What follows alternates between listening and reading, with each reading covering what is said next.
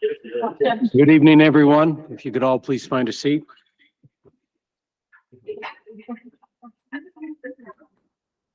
I'm calling this Newington Board of Education meeting to order. Come on. There, sorry. I'm messing up my own meeting. It is Wednesday, March 15th, 2023. The time now is 7:00 p.m. If you are able, would you please rise with us for the Pledge of Allegiance? Pledge allegiance to the flag of the United States of America and to the republic for which it stands, one nation, under God, indivisible, with liberty and justice for all. Thank you. Be seated. If the clerk would please call our roll. Michael Miranda. Here. Danielle Groves. Here. Dr. Bruce Fletcher. Here. Beth Wagner. Here. Richard LaVerriere. Amy Parati. Here. Sam Sharma. Here. Jessica Weaver. Here. Anastasia Yap. Everyone's here except Mr. LaVerriere and Miss Yap. All right. Thank you very much. We're going to move on to agenda item B, which is our awards and proclamations. I have two proclamations to make concerning school social workers. And I believe that Marilena Giulioso is going to be online to speak on behalf of them. So let me read both of these to you. Is it Masuli? Okay. Oh, that's not it. I'm sorry. I have one. Not a good thing. I have 36 years of teaching experience and can't read. You all can lighten up and laugh a little bit. All right. So in recognition of school social workers, in recognition of your positive impact on students and families, and in celebration of school social workers in Newington, and appreciation of your work in helping students achieve academic success. Signed by Dr. Maureen Brummett and members of the Board of Education, dated March 15th, 2023. And Ms. Giulioso, if you are online.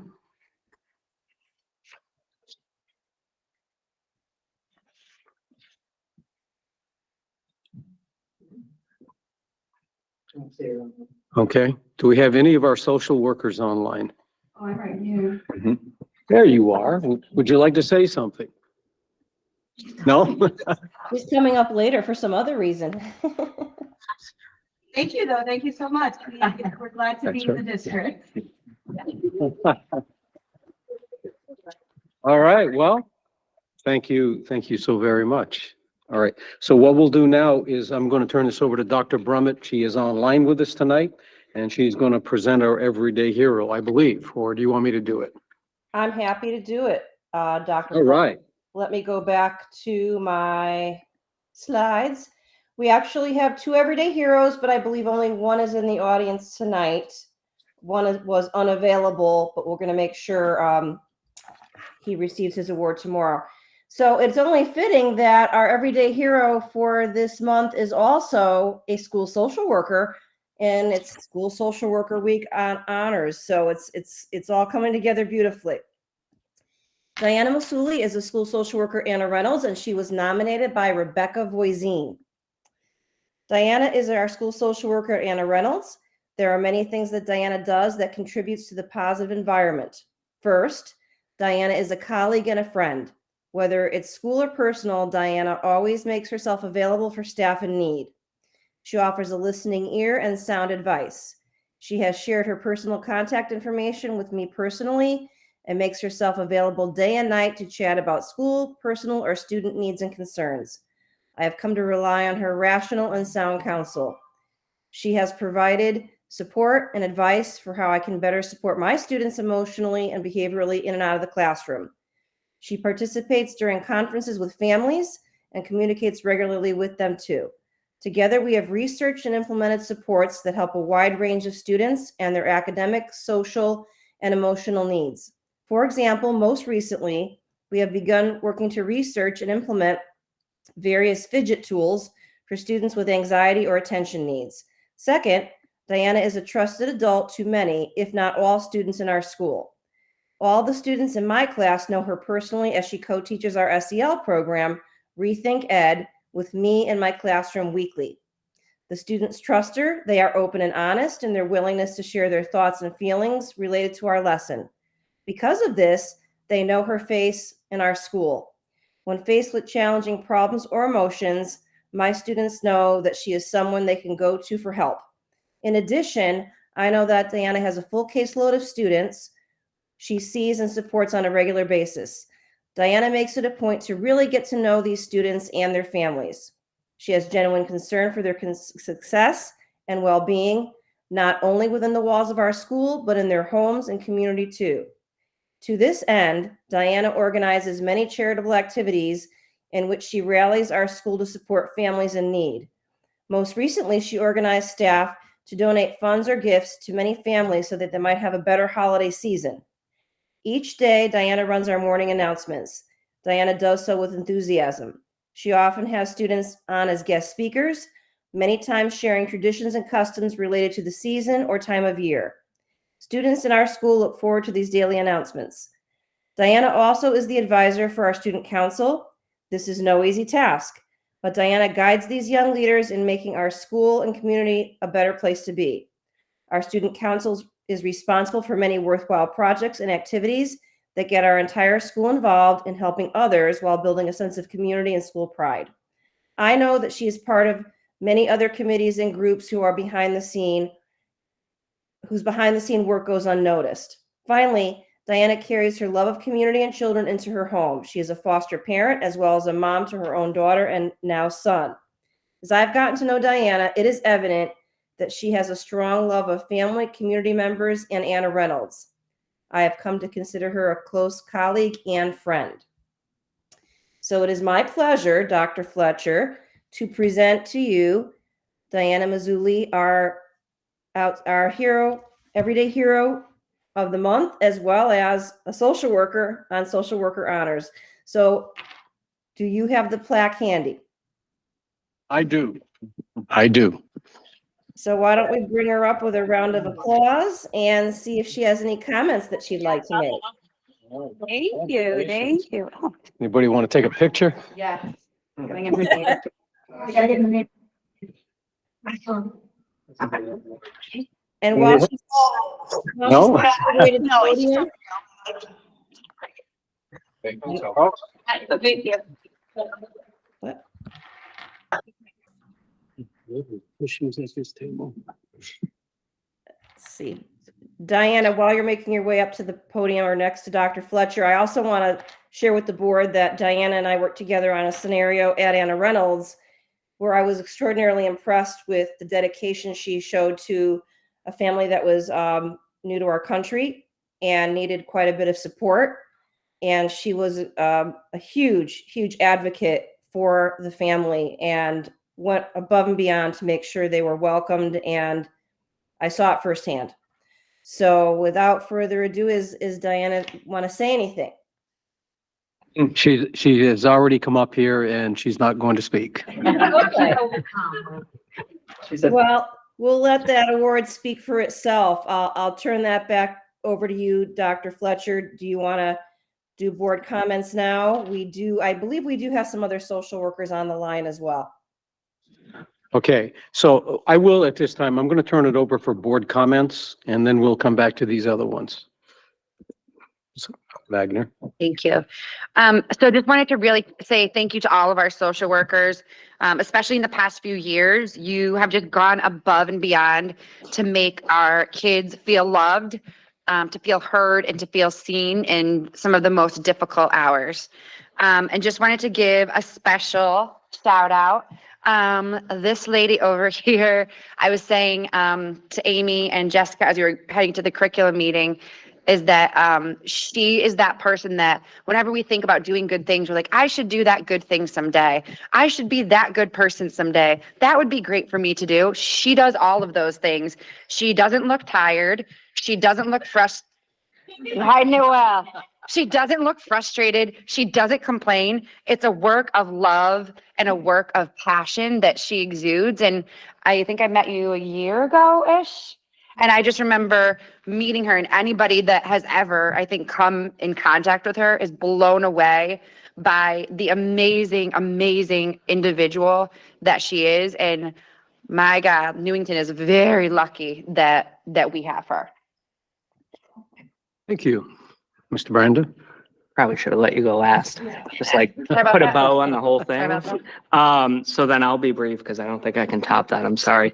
I think, social work is a work of the heart too. And I think that we have some amazing social workers in this district, and we're really lucky to have them.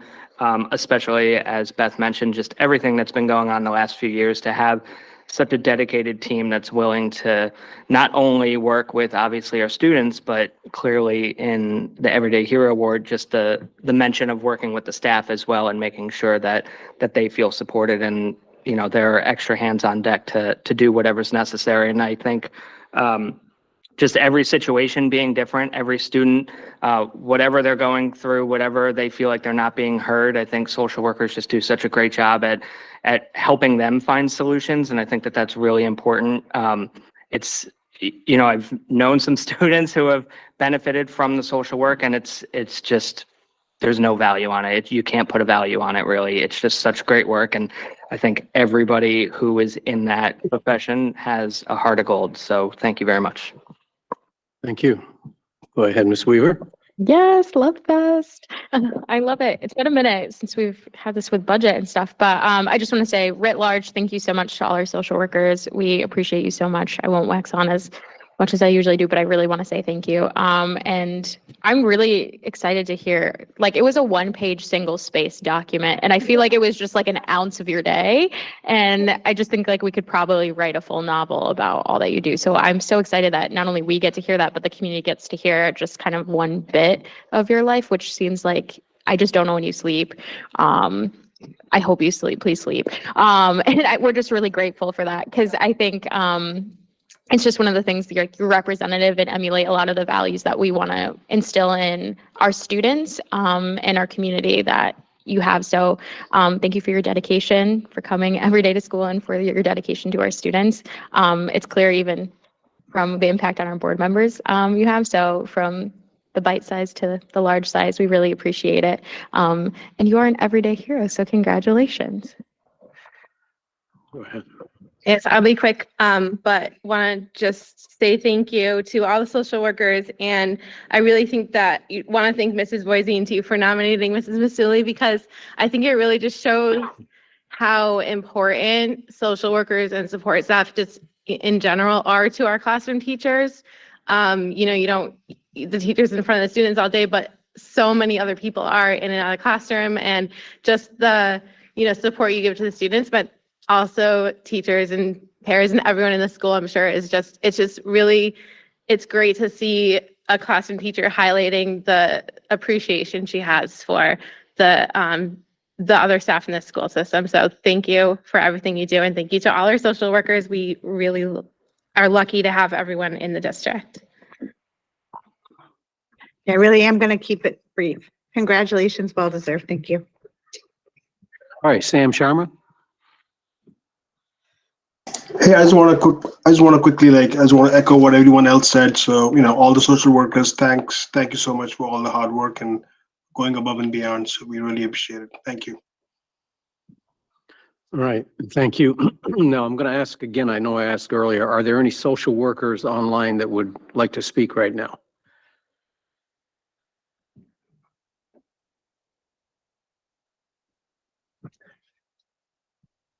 They were all shy.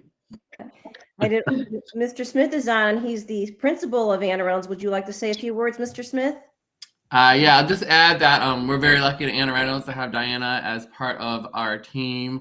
As Mrs. Boisine's write-up shared, Diana takes on so many more responsibilities to really help to make our school a community other than, those things that you would think a social worker does. She always is looking for ways to go above and beyond. A few years after COVID, she took over morning announcements and really has just turned it into a student hosted show in the morning, and just finding ways to help get kids involved, also to showcase and show off their culture and who they are and the holidays and the different things, with students speaking other languages on the morning announcements, and different ways to really showcase our school and that sense of community. She helps out with this, with our school families, but she loves to just take ideas. Most recently, thinking about students and who may need things. She's creating a cart that'll be in our lobby for kids that need to come and get a water bottle, or just things that they might not have and forget. So she's always just out there looking for new ways. She's also the one behind the scenes of creating all those principal challenges when the kids get to silly string me or pie me or all the different things. I tried to rope her in to do it with me this time around, but she continues to want to, I guess, let it just be me. So, but she's the one behind creating all those ideas and different things for our students to really create Anne Arundel such a great place that it is. And thank you very much. Awesome. All right, so Dr. Berman, I believe we have one more Everyday Hero recognition. We do, because as I believe one board member mentioned, it's been a long time. As we all enjoy this award, I did want to add an additional Everyday Hero to this week. Unfortunately, this individual could not attend, but I will be personally delivering his plaque to him tomorrow, and he is aware, as is his nominator, aware of tonight's celebration. So our second Everyday Hero is Ed Godbolt. He's a paraeducator from Ruth Chafee. He was nominated by Joe Sirigliano. Ed Godbolt, currently a paraeducator in our extension program at Chafee, is truly the definition of an everyday hero. Ed is the type of person that is friendly and selfless to everyone he meets. He can be placed anywhere and work with any student in the building and establish a great connection with the student. He is well liked by the entire student population and staff alike. He's flexible, always willing to help, and is rarely, if ever, absent. He is a true model employee, and Chafee is lucky to have him. So congratulations to Ed Godbolt, paraeducator. And for board members that aren't familiar, the extension program at Ruth Chafee has students with fairly significant developmental delays. So working in that program, you've got to have the right stuff, so to speak. And I would like to also add, in addition to honoring Ed when I get over to Chafee tomorrow, this whole event of having a para win the Everyday Hero Award has spawned another idea. We do a Teacher of the Year award, and recently at Teacher Council, the teachers brought forth, why are we not doing a Para of the Year award? So we are moving forward in that direction. I'm going to work with Kim Davis to get a process together, and we hope to have a Para of the Year award before the end of this school year. And as the board has discussed many times, our paras are also unsung heroes, have some of the most challenging jobs in the district, and need to be always high energy and ready for any type of twist and turn to their day. So with that, I look forward tomorrow to working with our Ed at Ruth Chafee and taking a picture to share with the board. So I will turn it back over to you, Dr. Fletcher, unless am I supposed to do something? Yes, wait a minute. May I keep going? Yes, you may. It is now my distinct pleasure to segue over to Board Appreciation Month. And we've made mention of it in a recent update. The National Commissioner of Education also sent a video out to all board members throughout the country. I made sure that our board did see that. But tonight we have a boatload of visitors here to the board. And I believe Mr. Gatos is going to kind of kick us off with what's all this about, Mr. Gatos? Absolutely. Good evening, everybody. Mike Gatos from John Patterson here. I also have with me some of our student council officers, and the rest of the elementary principals are joining me. So I'm speaking on behalf of my colleagues, Mr. Smith, Mr. Marciano, and Mrs. Lawrence, and our student council officers will speak on behalf of the elementary students of Newington. First and foremost, I'd like to say thank you so much to our board members for all that you do, supporting all of us. Administrators, teachers, students, everybody in the Newington Public Schools. Your job is not easy at all, and it's all on a volunteer basis. So we are very, very appreciative of all that you do. As I mentioned, we do have our student council officers from John Patterson here. We have Mason, Opal, Daniel, and Connor. They'll be speaking to say a thank you again on behalf of all of the elementary students in Newington. And before I turn it over to them, I'd be remiss if I did not thank our amazing art teachers who led the charge in creating your gifts for this evening. And they worked with students from all 4 elementary schools to create the gifts on behalf of the elementary school. So a huge thank you to Mrs. Frazo, Mrs. Gaida, and Mrs. Schumacher for leading those efforts with our students. So at this time, I will turn it over to Mason, Mason Mills, and he will speak or start speaking on behalf of the elementary students of Newington. So Mason, go right ahead. Good evening. My name is Mason Mills and I'm the Student Council President at John Patterson. Although we are from Patterson, we represent all of the elementary schools in Newington. Students from Anna Reynolds, Ruth Chafee, Elizabeth Green, and John Patterson all contributed to making your gift. Joining me this evening are the other student council officers from John Patterson. On behalf of all the elementary students in Newington, we would like to say thank you for all that you do for our school and community.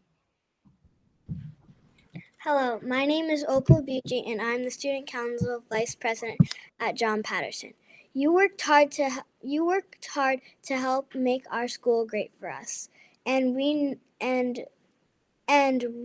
have a small gift to let you know that we appreciate you. We know that you have a difficult job, and we appreciate all that you do to make the Newington Public Schools great. The elementary school art teachers helped us make these gifts. Hello, my name is Daniel Kramer, and I'm the Student Council Secretary at John Patterson. I know it goes without saying that your job is very important, one for all of the children in Newington. But it is nice that we can take the time to say thank you personally. Your gift includes decorated gift bags and name tags and heart cards with handwritten appreciation notes. Hello, my name is Connor Mackey and I am the Student Council Treasurer of John Patterson. As my friends have already said, we are very thankful for all you do. Your gifts also include multicultural clay hands holding earth shaped like a heart. We hope you enjoy them. Great job, student council officers. Very well done. Not easy to speak in front of a group like that. So thank you. And board members, again, thank you so much for all that you do on behalf of all of the elementary folks in Newington. Thank you and hope you all have a great night.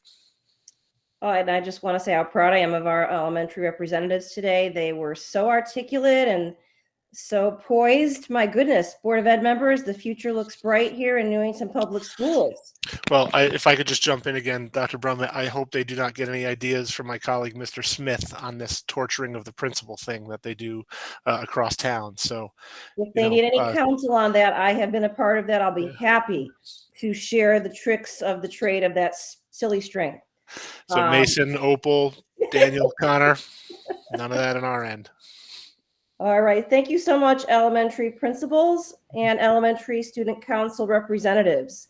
I do believe we have Mr. Diaz there this evening, and he was going to say a few words on behalf of the middle school students.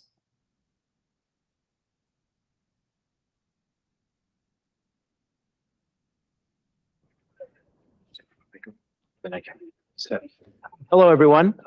I have with me tonight Ella Rossi and Madison Klett. They are representatives from the John Wallace Middle School Student Council and representing Martin Kellogg Middle School as well this evening. Just want to thank you all. I know particularly in the current climate where we are in, that it is a very difficult job to be a Board of Education member. And we want to thank you all for your time, your efforts, all the support that you give to our schools, from your curriculum board to your policy boards. We really, truly appreciate it because we cannot do this job without you. And the benefits that we see in our schools, a lot of that comes from the work that you do here. So thank you very much. And Ella and Madison have some words to share as well to thank you and show their appreciation.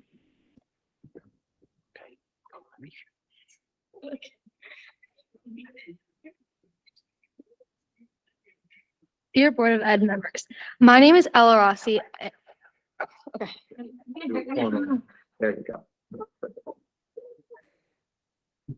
Dear Board of Ed members, my name is Ella Rossi and I'm the Vice President.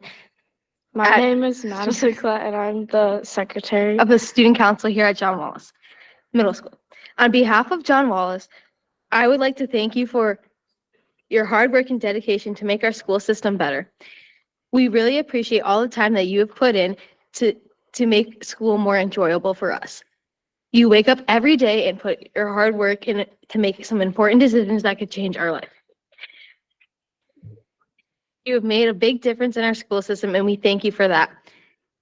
We hope you understand how grateful we are for all that you've done for our school system. And as our small gift suggests, you're hands down the best Board of Ed we could hope for. Thank you. That's very well done. Thank you, ladies from John Wallace, representatives of the Student Council, and Mr. Diaz. Much appreciated, and again, very well stated and poised and articulate young leaders.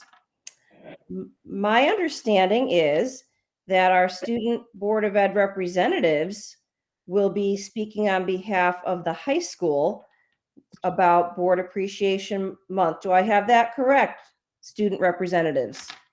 Yes, you do. We'd just like to say thank you to the Board of Ed for everything you do for us and for also giving us the opportunity to come here once a month and speak on behalf of the students and really taking into consideration everything we say and applying it. We all really appreciate it. And it's nice to know that our voices are heard as students and that we have this connection in our community where we're able to do such a thing. I always really enjoy these meetings. I remember the first time that I came to one of these meetings, I was shaking. I was so nervous. I was so intimidated, but all of you are so wonderful and kind. And it's really nice to see because you guys are kind of in control of our education. So in front of you, we have a thank you to the Board of Ed flyer made by Stuco, representatives from the Student Council, and then the brownies were made by the culinary department at NHS too. So that was our version of a little thank you, and then the tiny little bags with treats. So yeah, thank you so much. So I really appreciate our student reps. I know you're going to hear from them later with other updates, but as always, they bring so much to our board meetings. So I personally want to thank the board. As many have mentioned, it's not an easy time to be a board member, and at budget season, it's a countless hours. So I'm thrilled that tonight you're able to hear from all of our stakeholders at all levels about the appreciation they have for what you are doing for our district and our community. So much appreciated. And Dr. Fletcher, I'll turn it over to you if you or the board want to make any remarks. All right, thank you very much. And I do want to make one to start with. Usually I wait, but I personally want to thank each one of you for the dedication that I see with you, the sacrifices. A lot of people don't understand the sacrifices that Board of Ed members have to make. Oftentimes, nobody knows who we are unless there's a controversy in the community, then we're well known. A lot of the work that we do goes unnoticed, but it's not unappreciated. And I do want to tell you, as a former employee of the Newington Board of Education, as a paraeducator here, I am very thankful for what the board did for us. And we sit here now we represent the board. We represent the Board of Education. The decisions we make have a lasting impact. We're not just doing things for the now. What we do impacts the future. So again, I want to say thank you very much from the bottom of my heart as a board member, but also as a resident and a taxpayer of this community. So thank you, each and every one of you. Anyone else wish to make comments? Go ahead. We'll go right around the table. You want, all right, we'll go over here first. We have a social worker here if you need to. I'll try to be brief. I'll try to keep it brief. I obviously want to say heartfelt thank you to our students that spoke. You are all amazing public speakers. Really impressed with how poised you were and how well you spoke, how articulate. And just wanted to say that I think it was 4 years ago, maybe whatever, four-ish, somebody approached me and asked if I would run for the Board of Education. And I was very hesitant at the time. I think I had just had my first son. I don't think he was even one yet. And I said, you know, I think we got to get the voice of more teachers on there and parents in the community. And so here I am 4 years later. And there's nights when I have two little boys and I leave them at home and my 4-year-old's like, Mommy, why do you have to go again? And every time I say, because Mommy's got to work with other people to do things for your school. And he kind of, all right, see you later, you know. And it is heartbreaking to leave two little kids behind so many nights, but it's so incredibly worth it because the work that we do here is paving the path for these kids. And as a former Newington Public School graduate, I love this town. I think these are the best teachers in the state. I think the opportunities that our kids have in Newington are unlike opportunities anywhere else. I'm proud of the work that we do. I am happy that we can stand together and be here, and I will sacrifice what I need to sacrifice to lead and to take this job seriously for our students and for our amazing teachers. Thank you. Thank you. Mr. Brandon? You are crushing it tonight. You're You're doing great. No, this day always fills the bucket, as they say. I think it's one of those just nice reminders of why we got involved with the town, why we're sitting here right now. But I just, a theme from all of the students was how hard this job is. And I just want to say to all of the students and take it back to your student body, the teachers in your building, the administrators, the principal, the assistant principal, the security, the social workers, everybody who works in that school that you are in, that you go in tomorrow, their job is tougher than this job. We are here because of them. We are here to make sure that we can do whatever we can do to make their job a little bit easier. And I think through the 6 years that I've been sitting here, I have 2 kids in the school district as well. I think everybody that works inside of our buildings has shown that they are worth this tough work. They are worth the hours. The students are absolutely worth it, and that's why we're here. So your appreciation is, it's funny to say your appreciation is appreciated, but it's really just, it's really about the school district and who's working there and the students who are getting the education. That's why I can say I'm here, and I'm very confident that the people sitting at this table would say the same. So thank you very much. You guys are stepping it up tonight in the Love Fest department. Okay. Yeah, I think we all echo those sentiments of just thank you. Shout out to all our student council members. As a former student council member, I used to say Stuco is life like all the time, and then I ended up here. So just, for future reference. But I think one of the reasons I'm at this table is because of the people in this room and on this call, because I wouldn't be who I am, learned what I learned if it wasn't for Miss Krause, my 4th grade principal, Mr. Rossi, my elementary gym teacher, Mr. Diaz, my 9th grade history teacher. And I think my story and all of our stories are super reflective of what the Newington Public School System is, right? We are here because we love and appreciate how much you're teaching of all of our students, but obviously I'm biased. what you have done for our community is so important. And I truly believe that our town is better for it because of our students and because of our teachers. So I want to say thank you to all of our teachers, all administrators, paraeducators, everything you mentioned. But thank you to the students who made all these gifts, to the teachers that helped them. The reason we're all here is because of you. And I'm here, having gone through the school system, and I want to be ensuring that we have a budget and policies and curriculum that can sustain the next 20 years. So that's why we're here, and I appreciate your appreciation. And I just want to say thank you so much for our student Board of Ed members. You are truly part of our Board of Ed. So thank you for coming and showing up and sharing your ideas as well. I hope to see the next generation come up as well. And I'm always excited to see that involvement because it truly does make a difference. So thank you. Thank you. Everybody pretty much just said everything. So, but like what Beth said, I had a baby was approached to run the Board of Ed, and I was like, I did Anna Reynolds, like, woohoo, let's get it renovated. And then they're like, hey, you should be on the Board of Ed. Didn't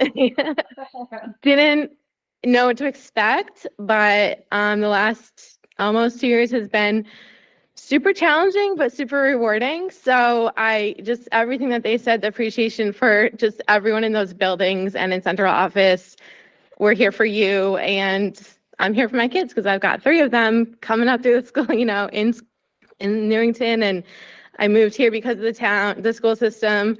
It's a great town. I want to keep it that way. So that's why I'm here. And thank you. Appreciate the appreciation as well.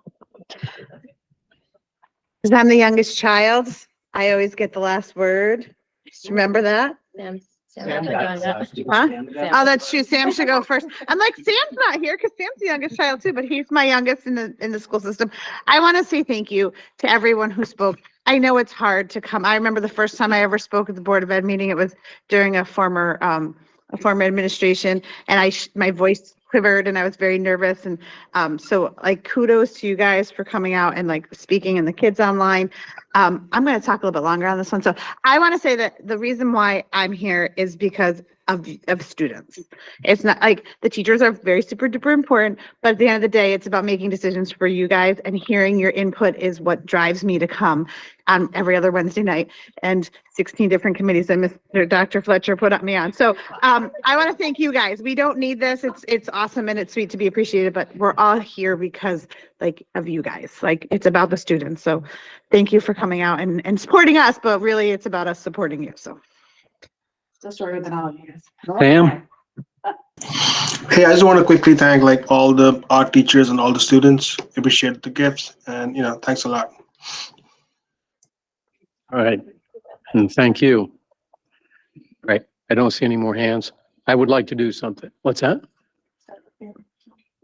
Yes, I will. You're going to be next. Would everybody please stand and give these board members a hand? Come on.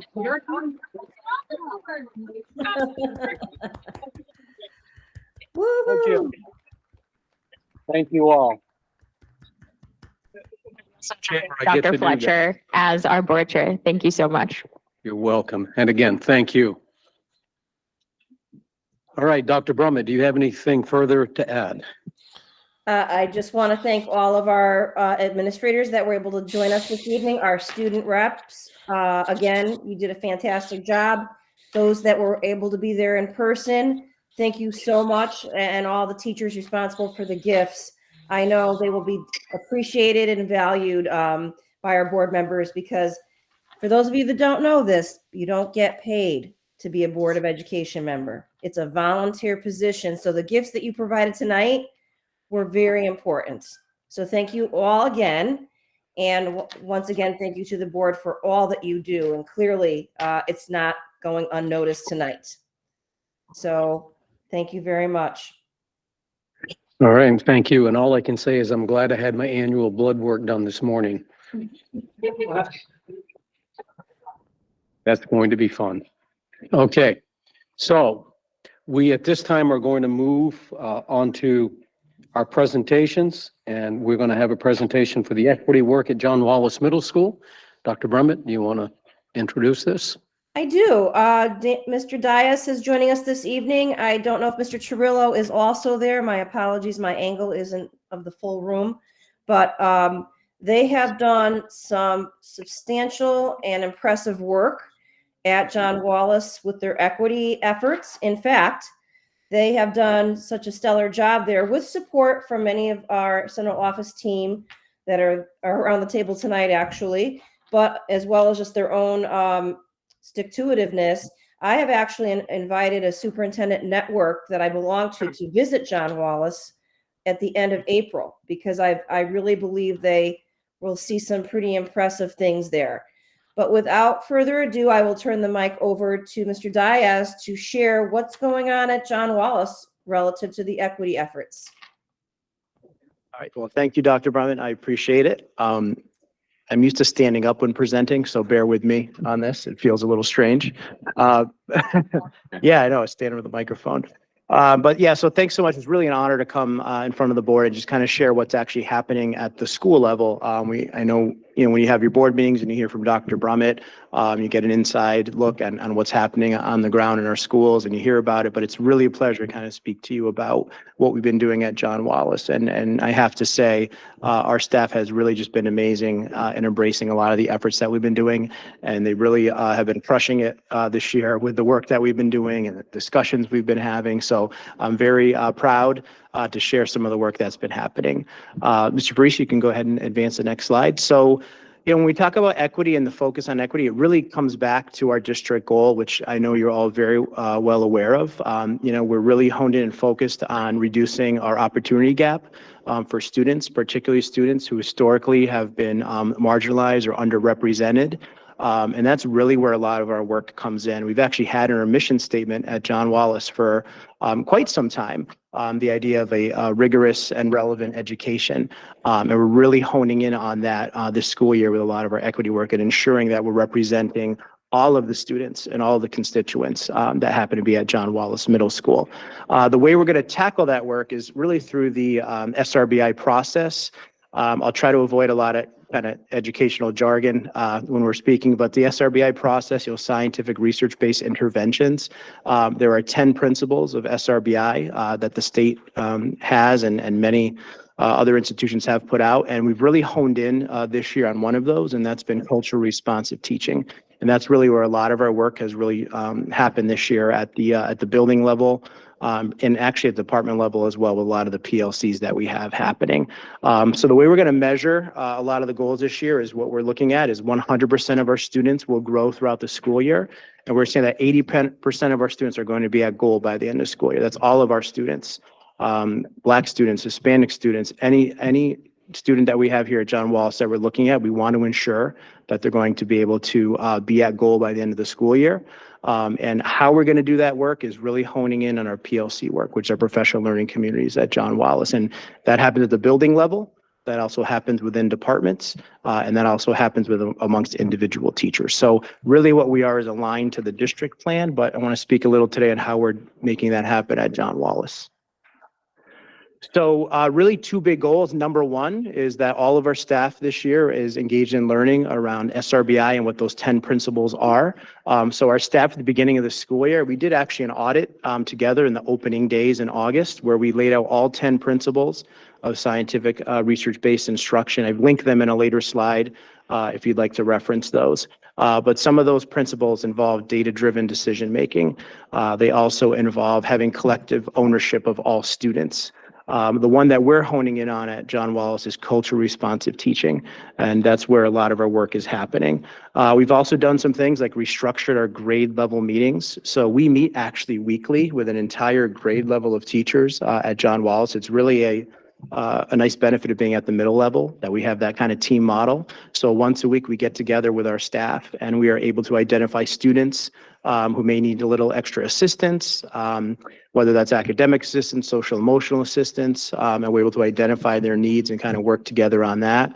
We put a lot of structures in place that when we make decisions, they're based on data, and they're also research-based. So we've really done a lot of work this year along those lines. We've also engaged in some courageous conversations. I know Dr. Hairston had presented a while back here on some of the equity work we've done and having courageous conversations, particularly around race and our opportunity gap.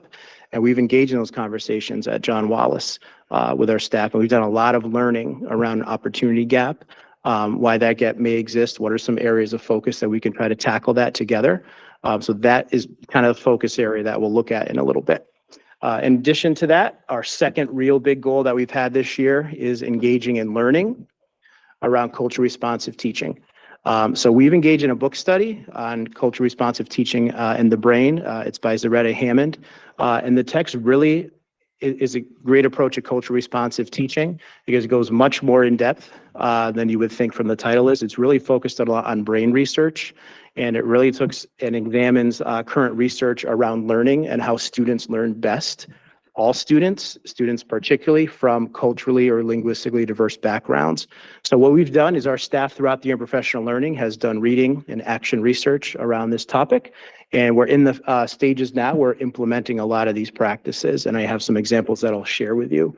We're also using a Ready for Rigor framework, which is a template for us to be ready and responsive to students.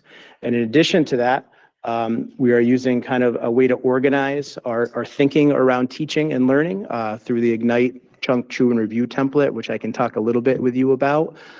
In particular, that's kind of a way to structure our lessons and teaching to ensure that we're getting higher engagement from all of our students. Because at the end of the day, it's really that engagement and students feel like they have a sense of belonging, whether that is, as you all know, for the teachers that are in the room, they feel safe, they feel supported, they feel like they're a part of your school community and your classroom community. So we've really been honing in on a lot of that.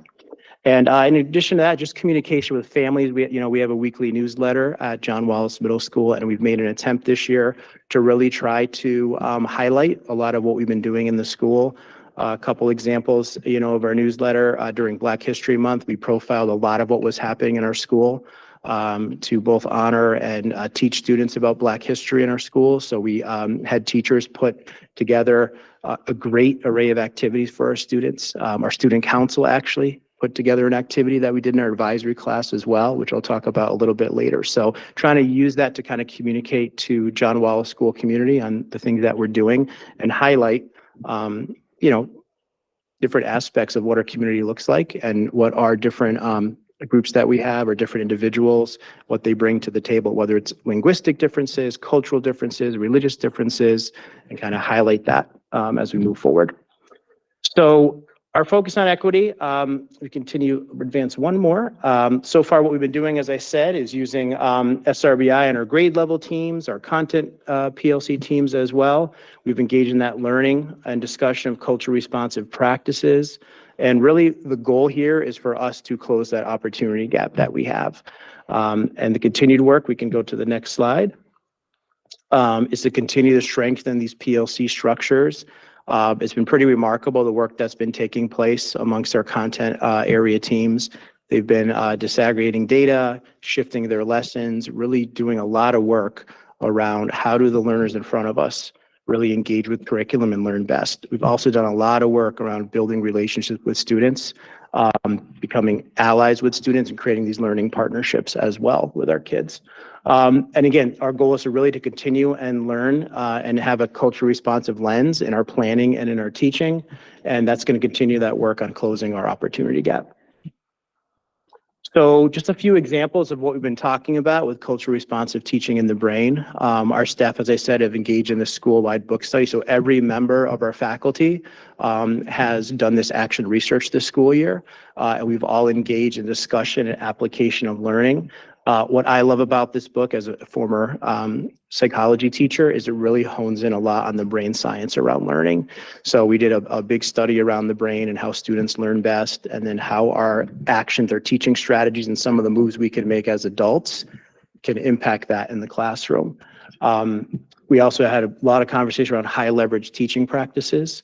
And just one current example I can share with you is our latest professional learning back in March, the first week of March, was There's a template, as I put up there, kind of a learning recipe, we'll call it, of anytime you're going to engage in a lesson. Teachers in here are very familiar with that. You start with some kind of activity, whether it's a bell ringer or a do now or some kind of activity to engage students. That's also known as an ignite activity, something to spark learning in those students. So what we did is we actually had our staff audit over a week or so their introductory activities and kind of just monitor in the classroom on which students were highly engaged and which were not. So we then took that data, staff got together in their subject area PLCs, and what they started doing is disaggregating that data and taking a look at which students really were engaged, and then taking the research and going back and looking through and what is the current and latest research saying about engaging activities, particularly when you can make an activity culture responsive. And culture responsive activity, it doesn't just mean that maybe you're bringing in an aspect of someone's culture. It also means the method of learning that's happening. So one example would be students who might be from more of a collectivist culture, of collectivist background, probably would respond a little bit better to having more of a discussion-based prompt at the beginning of a lesson than just having that happen, writing something down or jotting something down in a Chromebook. So what our staff has been doing is incorporating these different like talk structures, for example, or finding an activity to open up the class that engages students with a little more dialogue, getting up, moving around, more of a kinesthetic activity that might engage more learners at the beginning of the lesson. That might help out at the beginning of the lesson, but there's more work we're going to be doing along the way. But we had our entire staff kind of doing this audit, and they currently are working on creating Ignite activities that are going to be more culture responsive. So that's just kind of one example of the work that we're doing and that we're working on. And just, a little bit more on some of the equity efforts that we're doing. It's our entire staff and our specific PLCs have this focus around culture responsive teaching. We also have an equity committee at John Wallace Middle School. I know Dr. Brumma has shared before, I believe part of our budget presentation, that every school in the district now has an equity committee. We've actually had a committee for 2 years at John Wallace Middle School. Mr. Torillo, to my right, actually chairs our equity committee at John Wallace, and he just wanted to share a little bit of information on some of the work that committee has been taking on. Yeah, last year when we first started, we have about 6 members to the committee, and we worked on a focus of, first of all, figuring out what our goal for the committee would be. What was our end result we'd like to see in about a 3-year process? Second part was to get a common knowledge of vocabulary, because as we know, everyone has a different understanding of what many of these words mean. So we wanted to be able to get a common understanding and then be able to say, if we were to try and explain it to a student, how would we possibly do that? So that was our work in year 1. Year 2 then turned into getting a better reflection of our own selves and understanding how we impact the work itself of equality and equity inside of a classroom, and then also looking at our own understanding of our perspective and how we bring that to the table and what we can do next. We've been using the Courageous Conversations book to be involved inside of that process. With each week we go over a new chapter and we use different case studies to discuss it with each other. And we've also added Yvonne Alston from the community. She's actually came in to kind of give us some pointers on the very first meeting of this year, and then she just said she loved it so much she asked, can she stay a part of the committee? And now, so we have a community member added in. We've actually increased our number of staff members 2 to 10. So our group has grown and we've been doing some great things so far. Great. And part of this, and I think the success of it has really been our partnership and collaboration with our central office team. Just to highlight a few of the folks, Wendy Krause, who happens to be here tonight as well, and Dr. Hairston have partnered with our instructional leadership team, and we've done some great work talking, just about the learning that we're doing with staff and what our outcomes we are hoping for and how to kind of get there. And they've actually been embedded with our ILT, which is our instructional leadership team, and having some really great conversation around this work and our next steps. Kristen Freeman as well, I'd like to give her a shout out. She came down to Wallace. We partnered together on doing some work with some of our grade levels in introducing this work, having some courageous conversations as a team, and be able to discuss the opportunity gap itself, which always isn't an easy thing. If you have, as a teacher, a gap in students, it's not easy to be open and upfront and to talk about, maybe what the data reveals. But every single teacher is more than willing to dive into the work and to see what they can do to ensure that this gap is reduced and eventually no longer exists. Our student council, as I mentioned before, have done a wonderful job in just being active and proactive as we have different events that come up, holidays, different cultures they're highlighting during Hispanic Heritage Month. They had some excellent ideas that they did. They put together for our advisory team different activities. For Black History Month, they put on this excellent display in our hallways, and they actually created a lesson for Black History Month that included a video, it included a quiz, and some prizes that were eventually given out. This was all done by our student council, and it rolled out during our advisory program, where every grade in the school did an activity that was planned by them. Currently, for Women's History Month, they're working on displays, and they're playing an activity for that as well. So kudos to our student council team. They've done a wonderful job in supporting our equity work. As I mentioned before, just highlighting in our weekly newsletter, trying to ensure that all people are feeling represented. When we highlight different activities that are happening, open house, I spoke, with our families about our equity efforts as well at the beginning of the school year. One example, next week with Ramadan is beginning, and in the past we've often had students that may fast during Ramadan and observance. So I'm just including a note to our families that may be observing Ramadan next week, that if they do have students that are fasting, we're more than happy to support. We've offered in the past a nice quiet area outside of the cafeteria where it might make things a little bit easier, for fasting as well, and reaching out to those families if they need some support or need any assistance, to please reach out. We'd be more than happy to accommodate and support them. And the language line, that has been a huge benefit for us. That is in all of our schools now. Actually, Mr. Torillo brought that over to us, a district he used to work and utilize the language line. And that has been huge for our families that have multi-language learners or happen to have non-English speaking parents or other family members. This has been amazing because we are able to open up and have full dialogue now and have translation services on demand during any meeting, whether it's a formalized, PPT meeting or just a parent meeting. We just had a meeting last week with a family who happens to speak Portuguese. My Portuguese is okay. I can take in more than I can give out.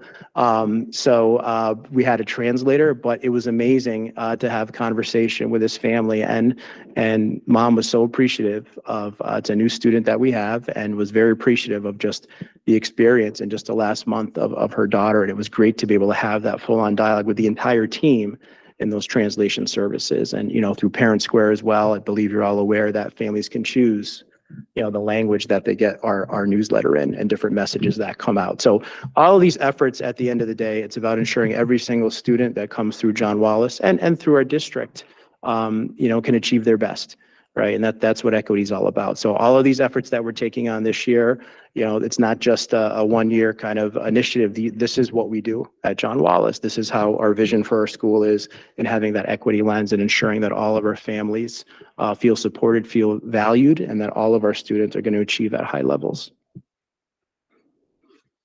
I think that's about it. Thank you, Mr. Diaz. That was phenomenal. You don't even know this yet because I haven't seen you today, but I presented today. I had my superintendent network meeting, and they wanted to get a sneak preview of what's coming, and they were very excited when I shared with them what some of the work you're doing there, and it's something that they're looking forward to seeing. But clearly, and to Mr. Trillo as well, your efforts have not gone unnoticed with the language line and other your chairing of the equity committee. Those things all contribute to the success that we're seeing at John Wallace, and we believe it's going to translate into over time closing some of our achievement gap challenges, which is ultimately the goal of much of this work. So I'll turn it back over to Dr. Fletcher to see if there are any questions from the Board of Education. Any board members with questions or comments? Go ahead.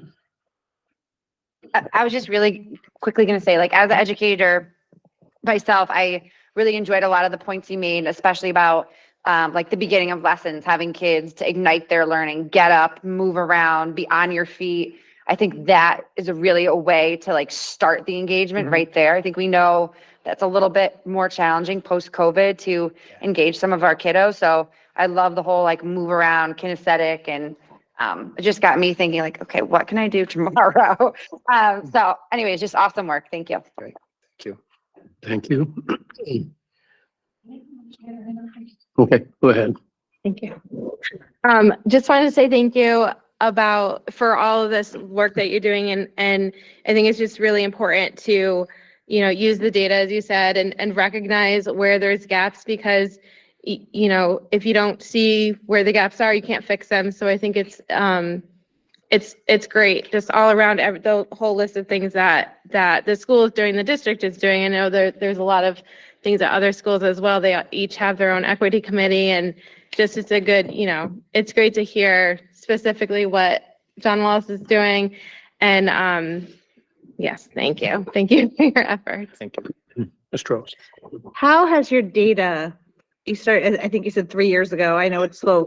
Yep, it takes a while. So how has the data changed over the past 3 years? So we're starting to see, so we started last year with a lot of these equity efforts, and I can tell you in two ways, really. First, in the academic data, we actually saw some really big gains in November. We actually had in our reading data some gaps that were non-existent among some of our students. We did have a little bit of a setback in the winter, so we're really looking at our spring data. I mean, there are a lot of factors that tie into it, but we're definitely moving in the right direction. I know, some of the research we're doing when you initially start the work, it does take a couple of years to kind of see it fully come to fruition. But I can tell you, just as far as kind of the climate in the building, what we're hearing from students, a lot of anecdotal data, we're definitely seeing a marked difference in what's happening. From a discipline side of perspective, it's not just an academic data. We're doing a lot of work along our discipline. Mr. Cirillo, every Sunday, breaks down our discipline data by gender. He breaks it down by race, by ethnicity, just so we're all aware, on our discipline practices and how we're, implementing practices, or how we're showing up, as individuals in the building. So we've seen a marked decrease in discipline. Part of that, coming back from COVID. I think for the teachers that are in the room, it was a little rough transition back there for a little bit, but we're actually seeing some dramatic declines in our discipline data. And we're seeing those gaps close as well, where we might have had some discrepancies among different ethnic groups or races in our discipline data. We're starting to see those close. So we're keeping a really heightened focus. The work is amazing, but again, to Dr. Brumman's point, the end goal is for us to close these gaps. And this is kind of the leverage we're looking at, is focusing on that culturally responsive pedagogy for now. On one of those principles, there's 10 principles, so there's a lot of work we can do, but we feel like this is a high leverage point for us to take on. And I can't say enough about our staff. They've really embraced the work. They're doing an awesome job. Yeah. In our PLCs, we've actually been able to see, because we've been looking at both our failure rates and the discipline data, like Mr. Dias had said, through our subgroup breakdowns, through special education, ML, CREC, getting a chance to see N504, getting a chance to look at those, we've been able to take a better look at noticing where some of the trends are happening. Where before we were kind of taking a look at the data, we were noticing there might be X amount of students are failing, or this amount of students right now in this grade level or have this many level 2s. Now we're able to kind of pinpoint straight down to specific students or specific groups of students and try to ask the question of, why is it that? Why are we seeing it those ways? And we're getting to spark better conversations to start coming up with more ideas. And especially using our culturally responsive thinking in the brain book, it's allowed for igniting some of those things to figure out what can we do better in these situations. And what we saw for this year, we had the lowest number of failure rates in Q1 that we've ever had, at least in the 6 years I've been here, in that first part to it. And like Mr. Dice said, we have right now a decrease in suspensions and a decrease in level 2 referrals since the start of this process. All right, I'll come back to you guys in a moment here. Richard Leverrier online. Hi, good evening. With regard to the discipline work, maybe you could expand on what specifically you've done to close that gap. In terms, pedagogically, of course. I mean, there's certainly been a paradigm shift in how discipline has been doled out. Maybe you could touch on that. Thank you. Yeah, I'd love to. Actually, it was about 3-4 years ago, prior to COVID, we actually did a presentation to the board on restorative practices. Mr. Trill and I and many of our staff have adopted and embraced restorative practices in our building. So what that means is that really 80 to 90% of that is building relationships with kids. So a lot of our efforts and focus, the first really week to 2 weeks of school, we spent a lot of time relationship building. And, what does that look like? What does that mean? That means that we get to know our students. We do a lot of team building activities. We do a lot of icebreakers with our kids. If you happen to walk around John Wallace, you may see outside of a classroom identity maps of students showing off their culture, their interests that are posted in the classroom. We do, some refer to them as social contracts with our students, working agreements. We ensure that at the beginning of the school year, we all kind of collectively as a community in the classroom talk about what our expectations are, and student voice is a part of that. And how do we run a responsive community in this classroom? And if we do have a violation, which is going to happen, kids make mistakes, kids are learning, we address it and we talk about it with the entire group. We do a lot of mediations between students, even mediations with staff and students. It's a way that we, if we are having an incident or an issue amongst students, and they may even tell you this, Mr. Trillo, myself, our school counselors, social workers, school psychologists, we deal with it. We address it right away and we mediate. So those are just kind of some of the things that we've been doing. Our discipline approach, consequences certainly are part of any discipline program, but there's always a learning component. If a student does happen to make a mistake, there'll be a consequence, but there's always some kind of learning or project that goes along with it. One thing we instituted, Mr. Terrell instituted 4 or 5 years ago is a Friday detention. If a student has a more serious offense, they'll be after school on a Friday. But often what ends up happening is that's really a relationship building opportunity, and students will complete a project. So if it was something along the lines of, let's say, a social media violation, or if it was maybe some unkind words, the student would be involved in a project and do learning around that. So we've kind of reframed what discipline looks like.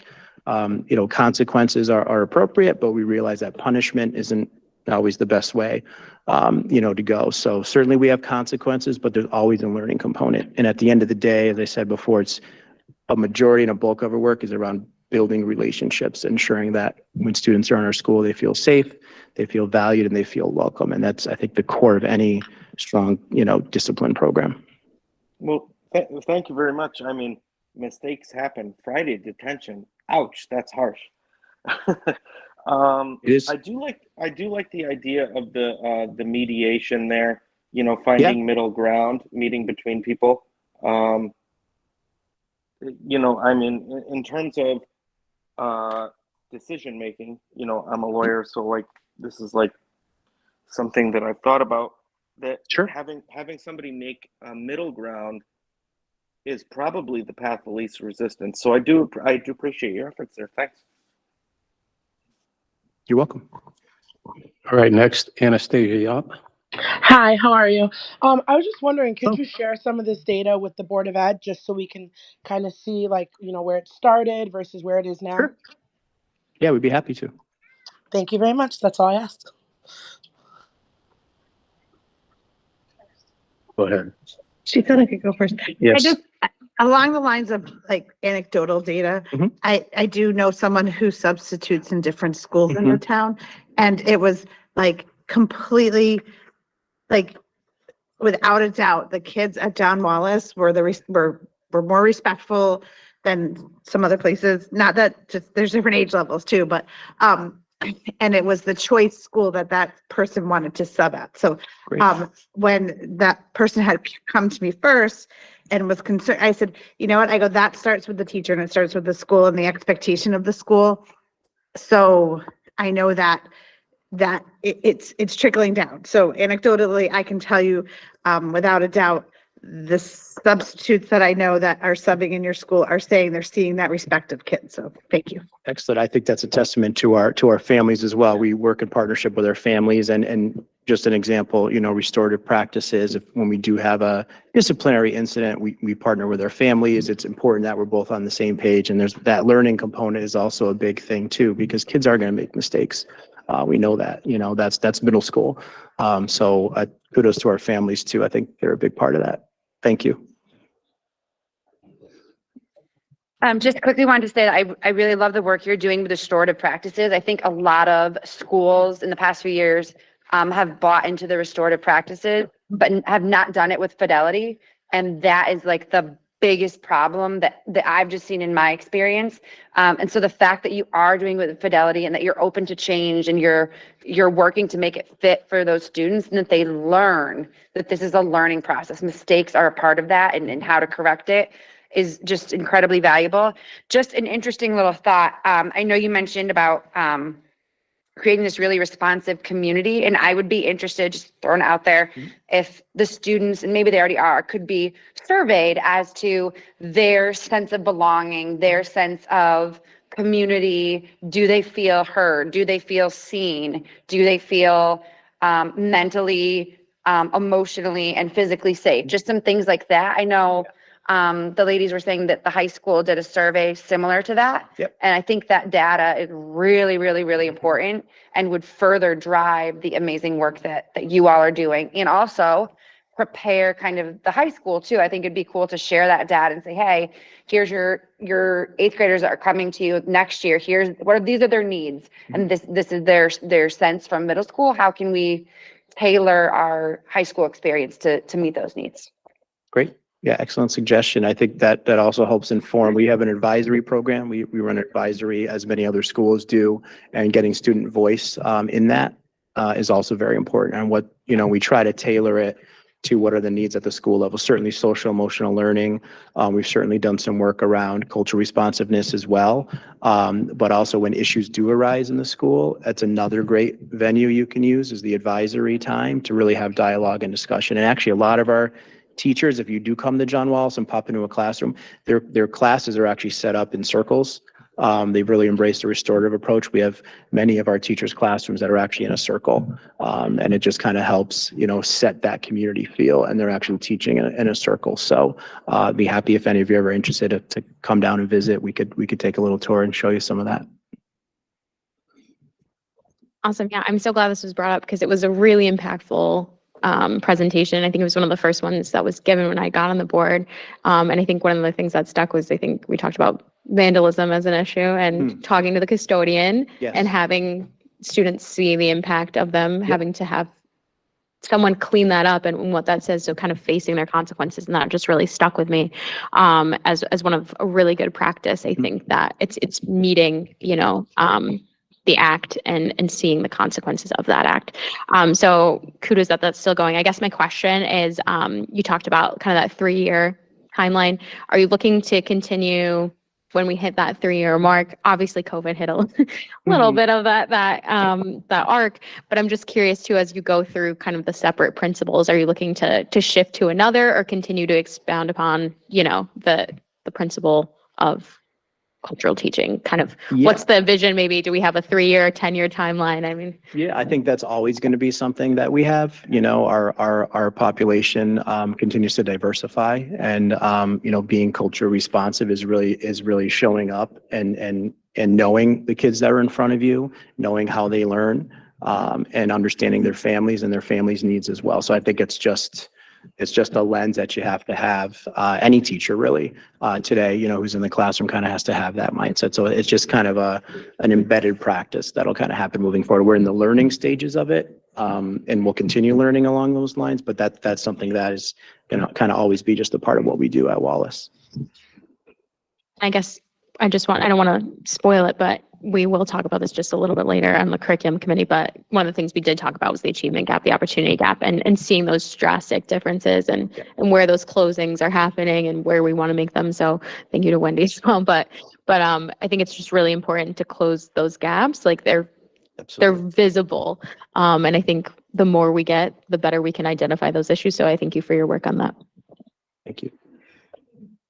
Just really quick, I know this is a topic that can be very misunderstood by people who don't get to hear a presentation like the one that you just gave. Yep.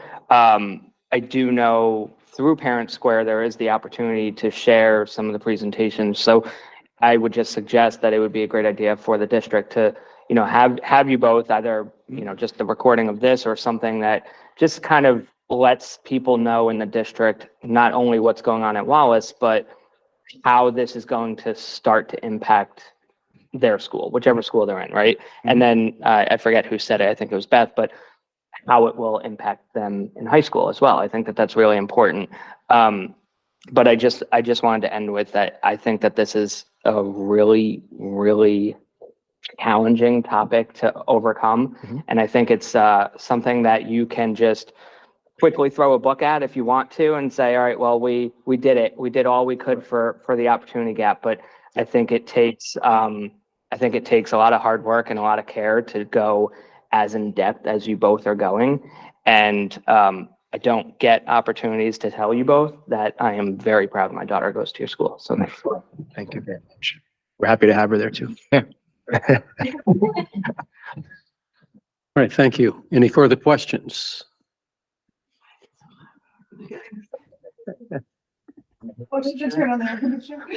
I would triple, double that one.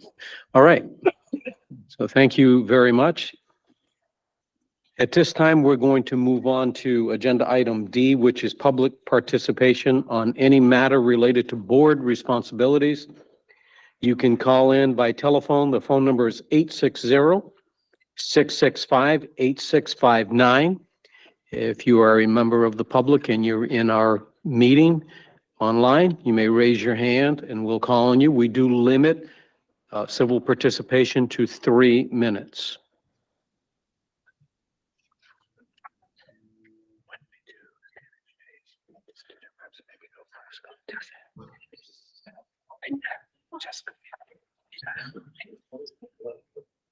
All right. I don't see anybody from the public and nobody is calling in. So we are going to move on now to our standing committee information items. And as I had already determined, and it's been seconded by Ms. Weaver, we're going to ask the student representatives to please give their report first. Hi, everybody. So the first thing that we would like to talk about is our music and arts. So as you guys probably all know, our musical is coming up. It's actually tomorrow, Thursday. So Thursday, Friday, and Saturday at 7 p.m. And then Saturday, the matinee is at 2 p.m. Super exciting. We're doing the Drowsy Chaperone, and we had our teaser today at the high school, as well as had the middle school students come over to be able to see Act 1 of the musical, which was really exciting. It's so cool. I'm in love with the show. And also, me and Elsa Raymond are doing a service project with the musical. So we're bringing back the food drive. So if you guys are coming to see the musical, bring a non-perishable food item to donate to the Newington Food Bank. And then on top of that, on March 21st, information for the Senior One Act will be coming out. We haven't been able to do that in a while because of COVID, so we're really excited for that to come back. Brooke Hendon and Eli Johnson are doing it, but I cannot tell you what the Senior One Act is because it's a surprise. But yeah. So a little bit of sports news. Spring sports are starting at the high school on Saturday. And then just wrapping up winter sports, the boys hockey team won their semifinal games this week against Rocky Hill. They will be competing on Monday night at 7 p.m., I believe, at Quinnipiac University in their finals. So last year they were state championships. Hopefully it'll happen again this year. So if anyone who's interested wants to show their support, it's supposed to be a really big event. And then the girls basketball team made it. They fought really hard to the semifinals earlier this week on Monday night against Hamden, where they sadly lost, but they put in a good fight, and we're very proud that they made it that far. Also, Kuba Ladwick on Sunday broke the 500-meter record for the boys swim team at States.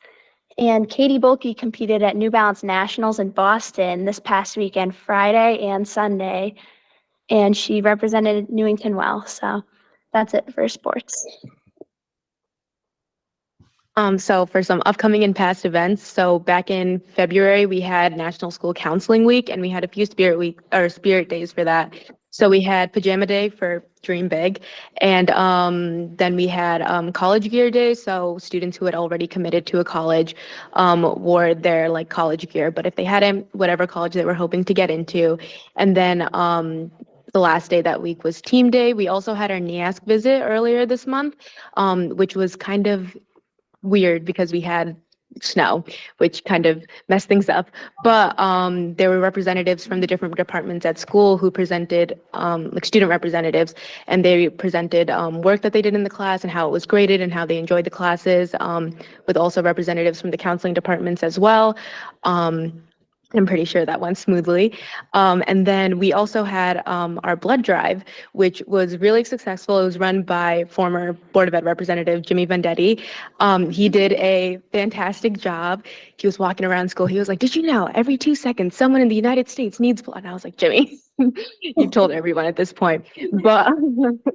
But we did meet our quota, and the woman who came to represent the Red Cross, Joanne, she thought that the atmosphere at NHS was wonderful, and it was really nice to hear the feedback from her. She said that all of the National Honor Society members were very attentive, that everyone ran smoothly, and something that Miss Tigna was very proud of.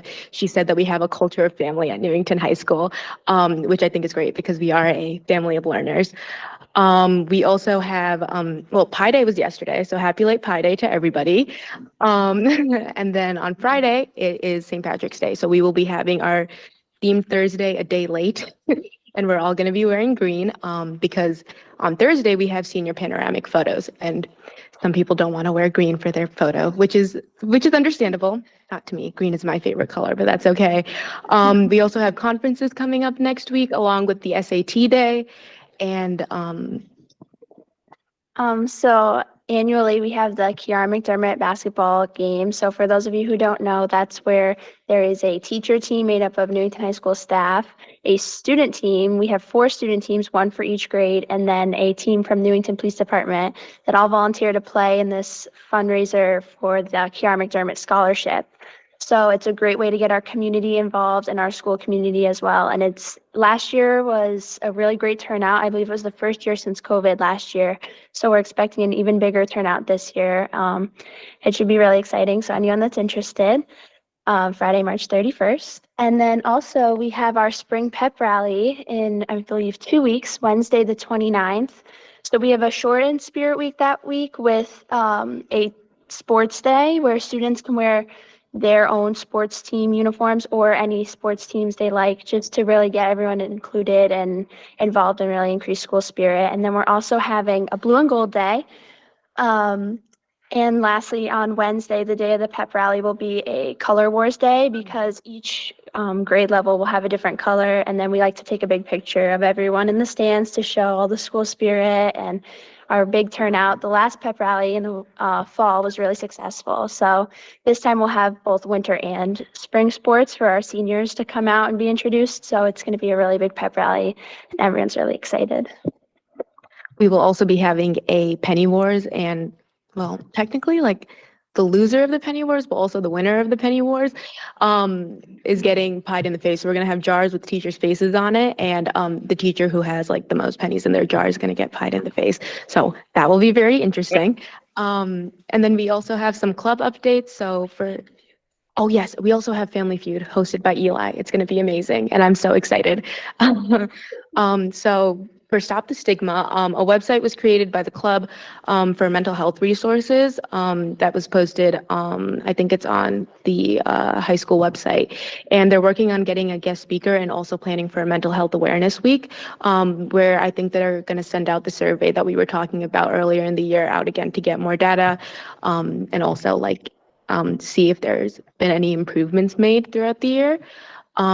Student council did candygrams for Valentine's Day. That ended up turning out really well.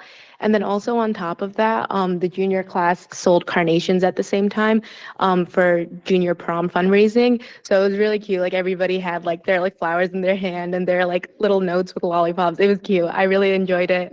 And I think it like upped the morale at school. We also have daily kindness messages that are read out loud. So we send out an advisory activity where each advisory chose an act of kindness. And so every day over the loudspeaker, when we do our morning announcements, one of those acts of kindness are read out, and like that's your act of kindness for the day. I think today was to give 2 compliments to 2 people, or 1 person, I guess, but like to give out 2 compliments. And I'm pretty sure I did that. So I'm very proud of that. And then we also had our House of Bread field trip. So student council members and also National Honor Society members went to the House of Bread to do some volunteer work. And we're also going to be having another one of those visits in the spring. And Maggie wants to talk about Read Across America.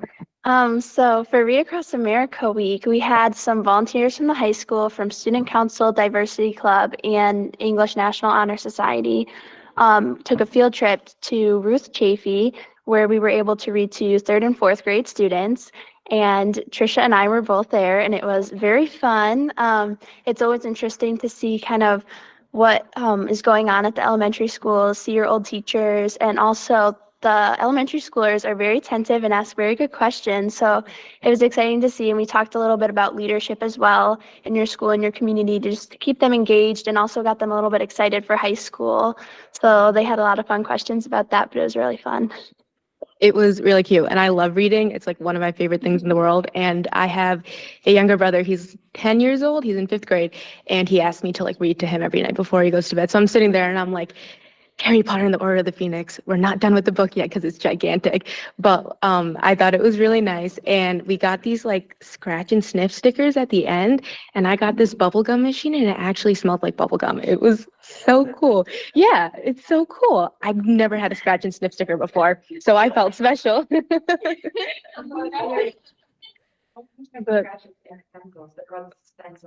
my gosh, I love that. Oh my God. See, positivity all around. But it was really nice. We went to Chafee because we couldn't go to Anna Reynolds because of the snow. But I went to Chafee when I was younger, and my 3rd grade teacher remembered me, and I wasn't expecting that. And it was just really neat. And all of the teachers seemed really excited for like the senior, what is it called? Walkthrough. Like when like we visit back all the old schools, they're getting excited for that. I'm getting excited for that. But yeah, the students were asked like a lot of good questions. One kid asked me what psychology was and if there was going to be a psychology class for them. And I was like, you're so prepared. So that was neat. We also have Stuco elections coming up, and that also coincides with class elections for class officers. So in our April meeting, we're going to be discussing all of that information. And then So for those of you who don't know, we have a club at our school called DECA, who's one of our business clubs at the high school. And we took an SEM trip to Orlando, which is Sports and Entertainment Marketing. I was one of the people that got to go on that trip, and it was super fun. We went to a conference that was about 2 days long about sports and entertainment marketing. And then we also got to enjoy the parks. We went to Universal and Disney. So it was very exciting, and the students all had a lot of fun. And now we just had on March 1st our state competition for DECA. We had 3 people place from Newington High School in the top 3 at the state competition, earning spots to compete at nationals. And then we also have a couple students taking conference spots to nationals as well. including Maggie. We will be going to Orlando again for ICDC, which is like the national competition for DECA, or international competition for DECA. I think 2 weeks after April break, so the end of April, which is really exciting. We also had our February Frenzy sale, and it was really successful. So we have a sale in February and a sale in March that's coming up. But it went really well, and it was so fun to work shifts for the store all week because people kept coming up and they were like, do you have this? And I'm like, yes, we do. Here's some Newington merch. And a lot of the teachers bought some Newington merch too, which I thought was pretty neat. And then, so to move on to honor societies, National Honor Society, on Valentine's Day, well, it was a little bit before Valentine's Day, but we made like Valentine's Day cards for veterans, and those were given out, and it was a really cute little activity that we did during our monthly meeting. The induction for the new seniors is going to be the 15th of May. It's coming up, and I'm kind of excited about it. There was like a GPA increase, like for the requirement. It used to be 3.6, now it's 3.67 because that goes along with high honors. But even so, we still have 83 possible applicants, which is like a really big turnout. I think bigger than last year. There also was the successful blood drive that I talked about before by Jimmy, and he's doing another one in the summer too. That one has a smaller requirement, but he did so good that like Red Cross reached out to him again. They were like, do you want to do another? And he was like, sure. So good for Jimmy. And then English and Math Honor Society started up an SAT program after school since the SAT test day is coming up. And so once a week, there is a math tutoring session and an English tutoring session. And next week, Monday and Tuesday, there's going to be math and then English.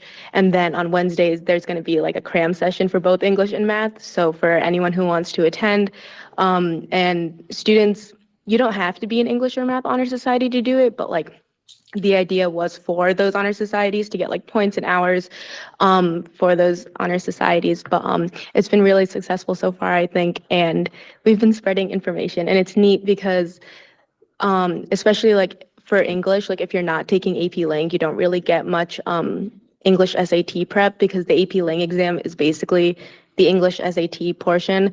So I just think it's neat that other students are getting the opportunity to study for that without having to pay for it. And then Math Honor Society also had Pi Day decorations put up yesterday. A lot of them are like Albert Einstein pictures, and it's really cool. Mine, I gave him green hair, so he looks like a kelp monster. So I think it's pretty neat. Green, St. Patty's Day, you know, all good things. And we also have a Math Honor Society newsletter written by Elizabeth Dahl, which is pretty neat. Science Honor Society had a guest speaker from UConn speak, and then Rho Kappa Honor Society had their induction in late January for all of their seniors. So from the middle schools, as you already heard, John Wallace has been working on diversity activities during advisory for both Black History Month and Women's History Month. And then at Martin Kellogg, they have their spring musical coming up as well, the last week of March, which is Beauty and the Beast. And this year they also have the teacher cast at Martin Kellogg as well. So tickets are still available for purchase. And that's about it. Question. The hockey game Monday night, is that going to be streamed on the school YouTube page? I imagine it would be. We're not 100% sure though, because it's not at the high school. So we'd have to double check that. But I'll ask Mr. Trowbridge because he It'd normally be does good, that and if kind it of is, stuff. if you could put a notice out. Yes, yes, totally. In the parent square too. I do know that there's some like Great CI. question. Maureen just said something. I just was going to say I'll check with Mr. Trowbridge. I don't know if there's regulations about what we can do off-site, but I would love to do it if we can. It promises to be a great game. Okay, thank you. Oh, you were going to say that, Ms. Weaver? Yeah, I just want to say thank you guys so much. You were incredibly thorough, as expected. I feel like it's just been forever since we got you. So thank you for catching us up and putting us into the next few seasons. I mean, I feel like we're all set. And just want to say congratulations to both. I know Trisha I was at the Rho Kappa induction ceremony for History Honor Society. It was great to fill in for Mr. O'Connell speaking, but just want to say congratulations to you guys. Thank you. I want to say thank you. You guys are you're such a you just make me so happy. I love hearing everything. You know, I write down everything you're doing because it's the only way I'm ever going to know because nobody tells me. Thank you for being so thorough and focusing on all of the high school and the reports from the middle school. And I do want to say, if anything ever happens to me, Maggie, I want you to deliver the news to me. Like, you just you are so cheerful. And I just want you to be like, I'm really sorry, but this happened. And I'll be like, okay. That's great.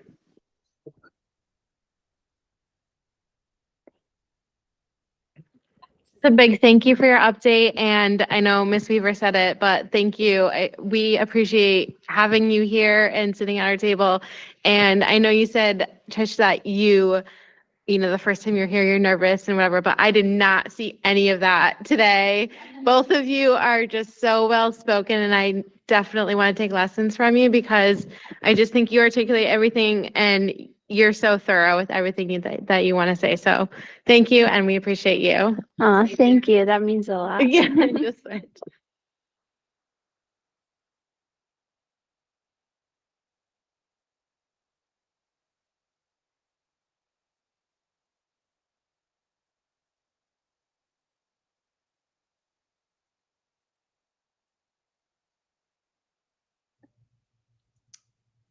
Are we ready to move on to the next agenda item, Dr. Fletcher? Yes, so the next thing on the agenda is going to be the report from the policy committee. These two committees tonight that are bringing the reports are probably the two busiest ones that we have.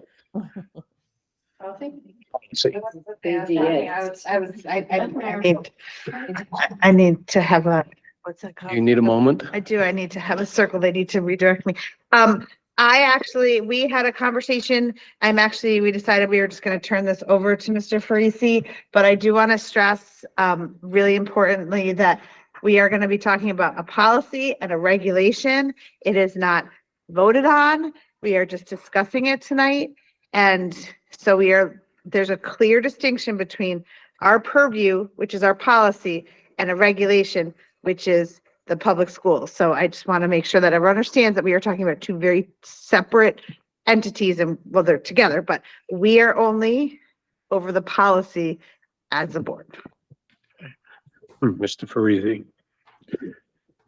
Thank you very much for that. And so I would just share just an update from the committee work before we get into what was just shared about the policy itself, and just a share of a regulation would be that we met 2 times on a policy, credit card usage.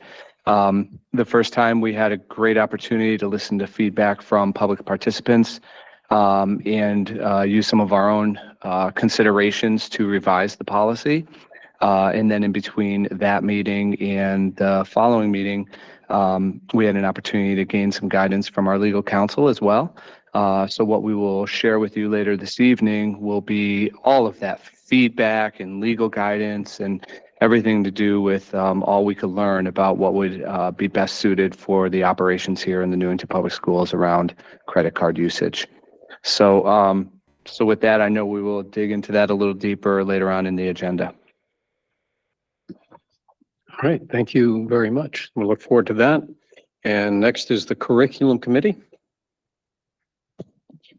The Curriculum Committee met earlier this evening, and our big focus this evening was to look at some data related to testing, specifically what the achievement gaps are and the steps toward closing them. And just like little pieces to look at. For example, if we're looking at district reading, our students with Black skin went from about 62% to 65%. And we're really looking for like an 80% benchmark, which they're right on track to meet for the end of the year. Our Hispanic students went from 57 to 59%, September to January. And our white students went from 71 to 78%, September to January. And the math growth is very similar and really right on track statistic or number wise to meet those 80% goals, benchmark goals. One of the reasons that the math, we saw kind of some greater gains was really attributed to the fact that there are bigger gains to be had or to be met in the area of math. And that's not specific to Newington. That's something that I think is really statewide, perhaps nationwide, due to loss of instruction time during our COVID years, but we are making up for that. And then we just kind of looked at some other data going through how our students are performing, and things look to be in really good shape. And it even broke it down to absenteeism, physical fitness, progress towards graduating, students, number of students going to 2 or 4 year universities. The data was tricky to read. So I give a lot of credit to Ms. Krause and Ms.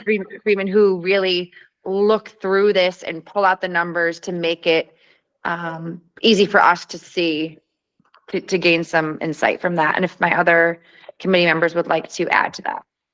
I was just going to add that it was really informative. It's called the Next Gen America or Next Gen Schools Report. And it's really about looking, it has a backward looking in terms of we get a score every year. There's a lot of indexes and then percentage points, and it's just sometimes complicated. It's not complicated math, but it's just presented in a little bit of a difficult way. So we were really appreciative of Ms. Cross and Ms. Freeman kind of walking us through that. And I think it touches a lot upon some indicators that I think that we're really focused on.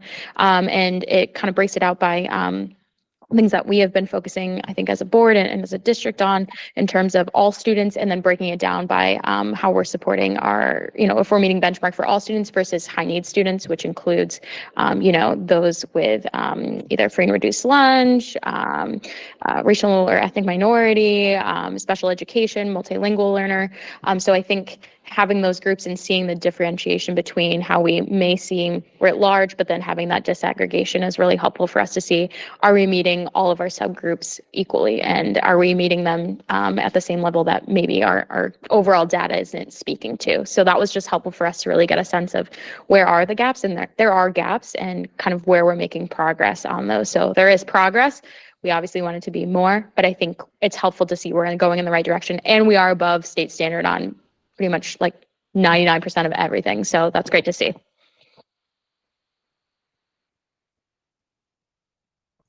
Anything further? Any questions from board members? All right, very good.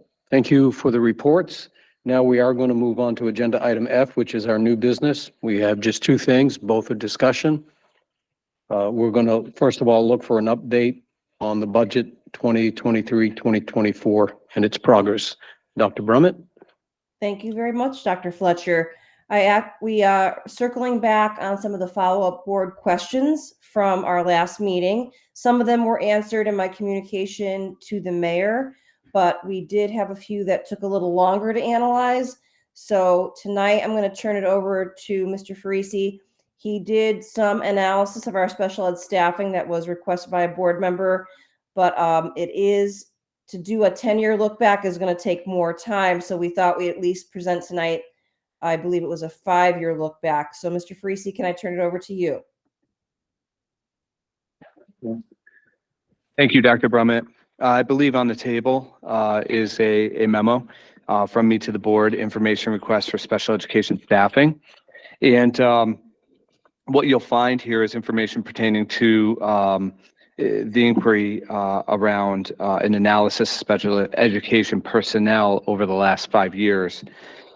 And so what I did is I was able to kind of look back 2018, 19, and then forward and break it down by level for you.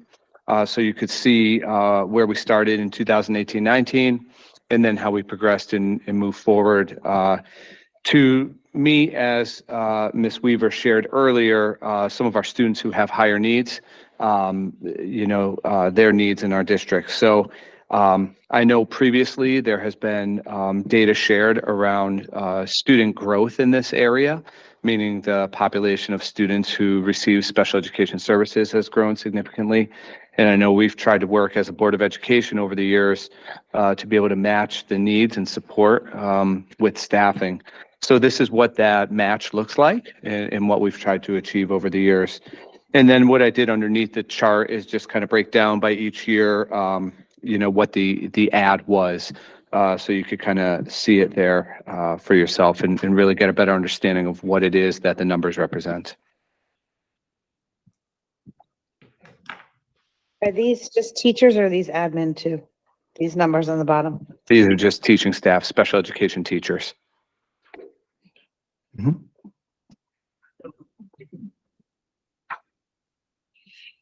Have a question?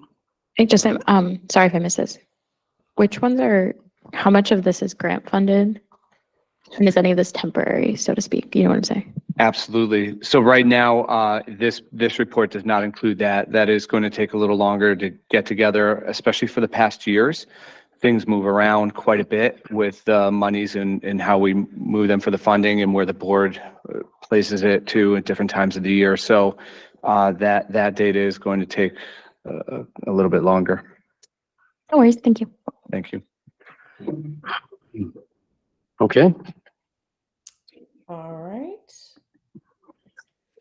I wanted to circle back to the budget, of course. That's going to be probably an agenda item for the foreseeable future. I took a slide that I used last night in the town council meeting and added some additional information that is responsive to where we're headed and what are some things we can consider as we try to work with the town to close what is currently a $1.9 million budget gap. So just to review with the board, I have not heard back from the town yet about the health benefit credit being added to our budget for next year. That would be something that we can talk about in future meetings with that committee, as the town does need to approve their budget. I believe last night they went through some timelines by the end of April. So we do, we'll only have about another month or so to work on these issues. The board is also aware that I proposed to the town on behalf of the board that we reallocate what we will have additional resources in the special ed tuition revenues. The numbers are coming in much higher and we're hitting the cap for that line. That's another 400,000. Is there a question? Nope. Okay. Nope. Thank you. The Board of Ed Finance Subcommittee is trying to schedule a meeting. I believe right now it's looking like it'll be next Wednesday night at 5 o'clock. Sophie will confirm that tomorrow. I did share that the board has expressed a willingness to collaborate with members of the town council, the mayor, or the town manager to discuss other ideas. I have initiated a budget freeze with the hope that as we continue to reconcile our budget, will there be any additional opportunities to have less reliance on the non-lapsing fund? Or as I have Lou look at reconciling the budget altogether, is there any indication that we've potentially overfunded a line for next year? That's an ongoing discussion that happens probably no less than four or five times a week. One of our board members said, please analyze and provide feedback about the other salaries line, which did an analysis, a 5-year look back. The 2 years of COVID, it was very, there was a lot of money left over, and that's money that we've already talked about that was put to non-lapsing or sent back to the town, which the mayor did speak about last night. The 2 years prior to COVID, analyzed with this year's analysis, there is a possibility, though it's a little too soon to say, that we may want to consider, and I put possible in italics, another $100,000 reduction next year's other salary line. It's going to land at about 100,000 left over this year. There was a similar residual in previous years. So I'm wondering, Lou and I have been talking about, is that enough of a trend to reduce? We have to be careful because past budget expenditures don't always predict future. But I think with the fact that we have to have we've got a huge gap right now, that we probably need to be fairly aggressive there.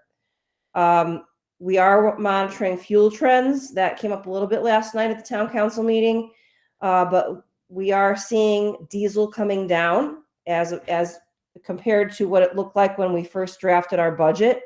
So unless that changes, we think we can probably reduce our fuel line by $40,000. Last night, a town council member surfaced some questions about our utilities expenditures, gas, repairs, and also some of the uptick in a couple different academic areas.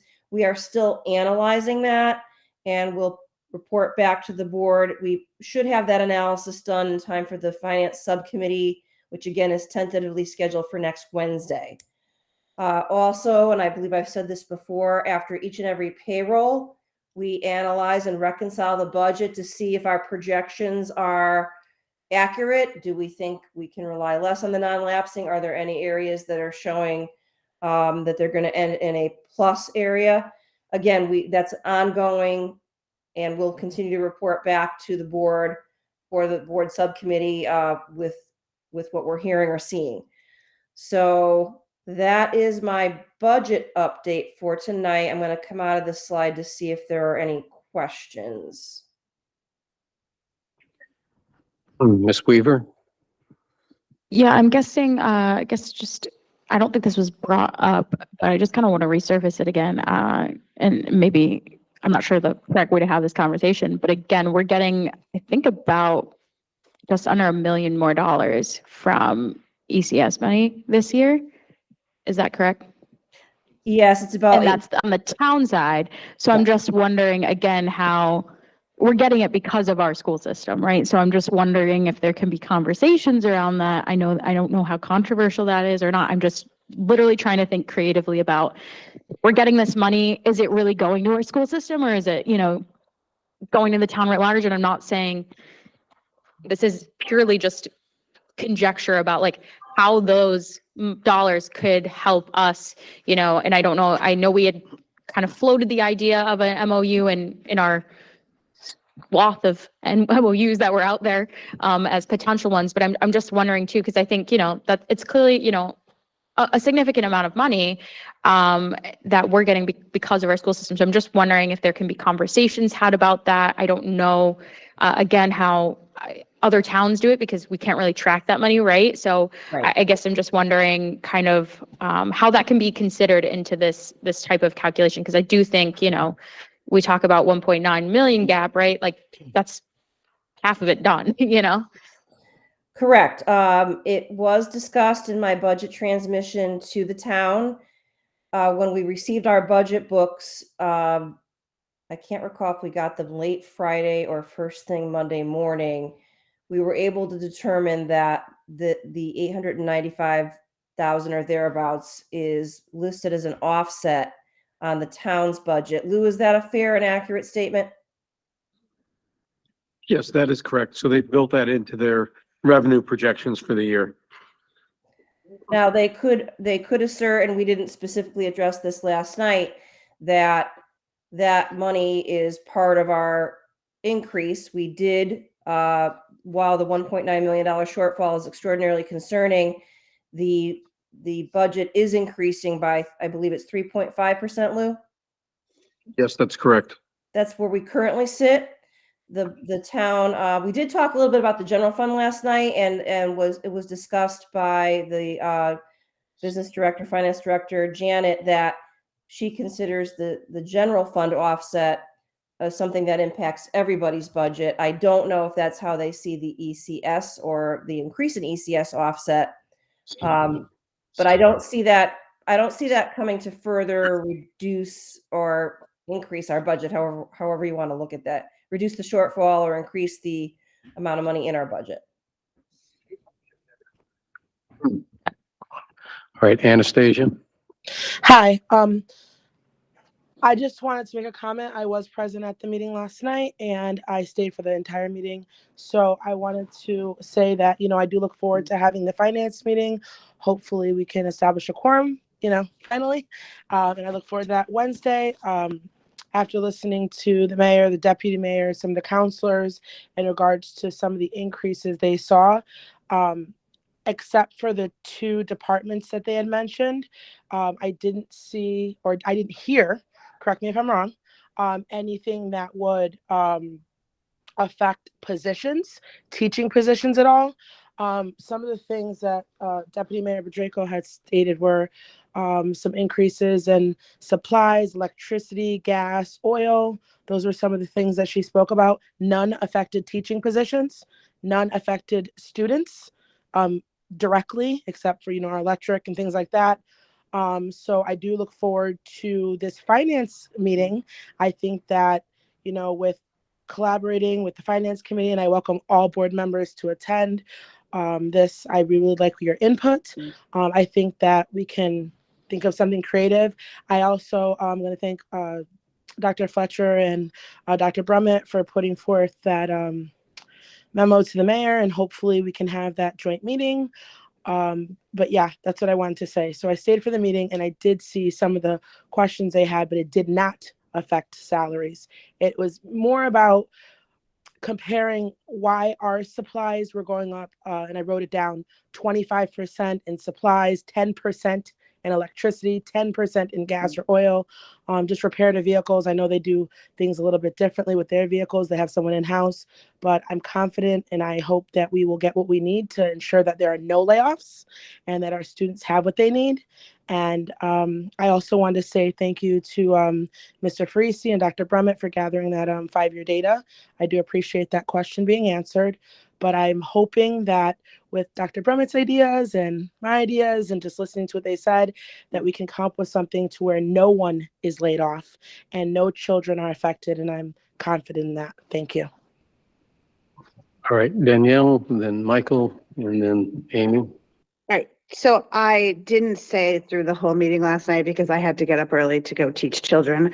But I did actually go through the budget book and I pulled out all of the supplies that had large increases and brought them back down to the budget for last year, like what we budgeted last year.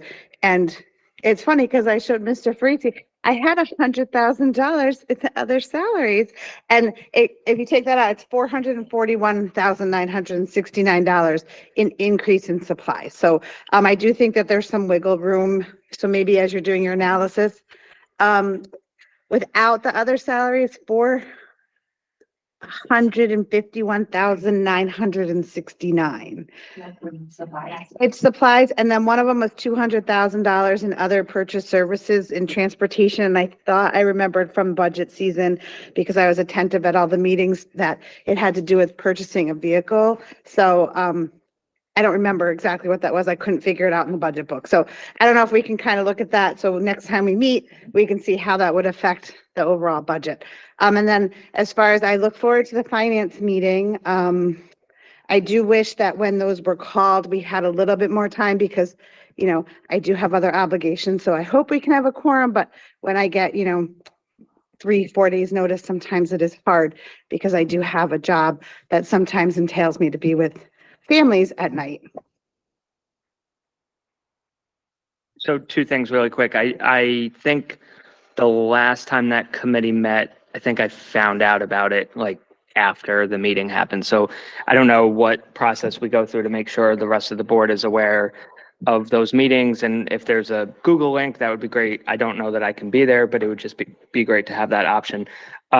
Just regarding ECS, I don't remember when the mayor said it, but I remember the mayor saying very recently that ECS does go towards our budget, that they do allocate it. And then on page 29 of the budget, it is listed out, the education cost grant, like the dollars are in that revenue as they mentioned. So, I don't think we see it go in, but I think it is baked into, I think that 875 is baked into the 2.7 that is allocated for an increase. So I guess you could look at it two ways. If we didn't get that 875, then the increase would be less than $2 million essentially. So just wanted to clear that up. Amy? Yeah, just quickly, because Danielle mentioned it, the supplies. I do remember that, and I don't, the line items, there's tons of them because it's every single department has supplies, but a lot of that was the reason that it was lower this year is because they bought from Byhead, that whole conversation. Higher this year. Higher this year in our ask, because last year this school year that we're in right now, we've already bought the supplies, so we didn't have to budget for it the last time around. But I do appreciate the going through, and I think that if there's, obviously supplies are needed to teach and to have people learn, but so anyways, I appreciate that. And then I also listened last night. I was on YouTube, so my name didn't pop up, so I was there. But what Deputy Mayor Bujarko was saying, I think, was the way that we got to our estimates for fuel and diesel and electricity, et cetera, was different perhaps than what the town did. So there's assumptions in their budget book, and obviously we made assumptions in our budget book, and there was a difference. And so I think that, there's a lot of volatility in just utilities in general. Electric rates personally are, going up for everybody. I think the town had a decrease, solar panels maybe. But I think that, maybe it's worth taking a look at using their assumptions, but on the off chance that we end up paying more than we budgeted for, or things get more volatile, or we don't get the solar panels turned on the timeline that we suspect, can we have a discussion? Like, if we don't ask for it in our budget and we can't pay for it, we have to take it from somewhere. And maybe is it worth a conversation? Like, how much can we reduce our ask without not being able to turn on lights.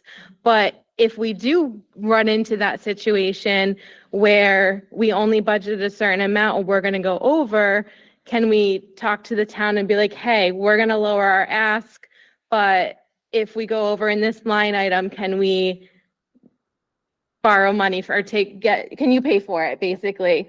Kind of like an MOU, as far as like, we don't want to have to move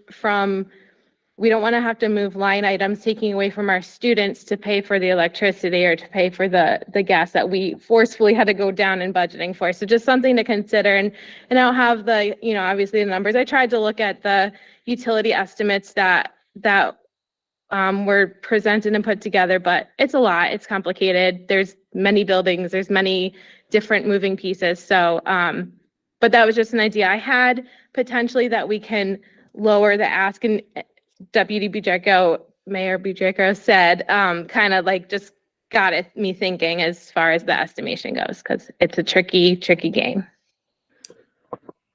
And if I could just comment, Dr. Fletcher. Yeah, go ahead.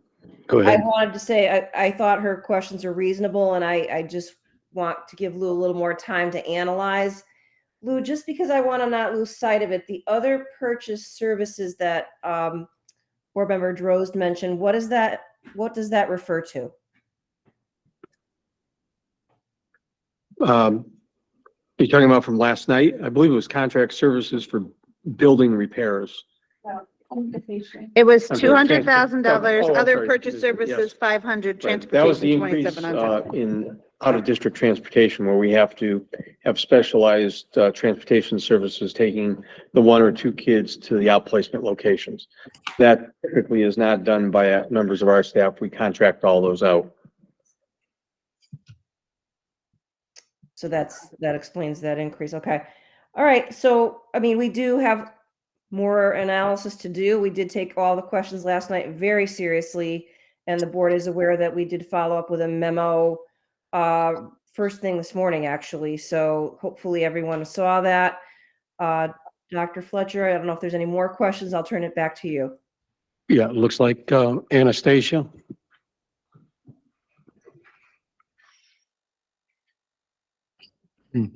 I don't know if she's speaking. Her microphone is muted. Yeah, sorry. Dr. Brummett, I just want you to clarify, just for the other board members who weren't aware, like how the finance committee meetings are scheduled. Like, we kind of work together, and maybe you can clarify that for them, since they're unaware of how that works, and maybe we can make sure they get an email so they can attend the meetings. I don't usually pick the dates, so I wanted to clarify that. I kind of work with Dr. Brummett, and we kind of do that together. So can you clarify that, so it's not like me last minute. It's just like we're working together to ensure that we could get this done. And I know we were trying for a few weeks. Yes, we've surfaced some dates, and sometimes we don't hear back right away. That sometimes shortens timelines, but I believe I saw the emails today close to landing on Wednesday. I thought my office, we get the quorum established for the committee members, but then my understanding is all board members are notified. I will verify that from Sophie tomorrow, but we've only had a handful of finance subcommittee meetings to date, but I know there were at least 2, and I will confirm with Sophie that the entire board is copied on the notice of those meetings, much like they should be for all the subcommittee meetings, so that they could attend if they so choose. So I will make sure that that is not a glitch and that all board members get notified. Thank you. Thank you.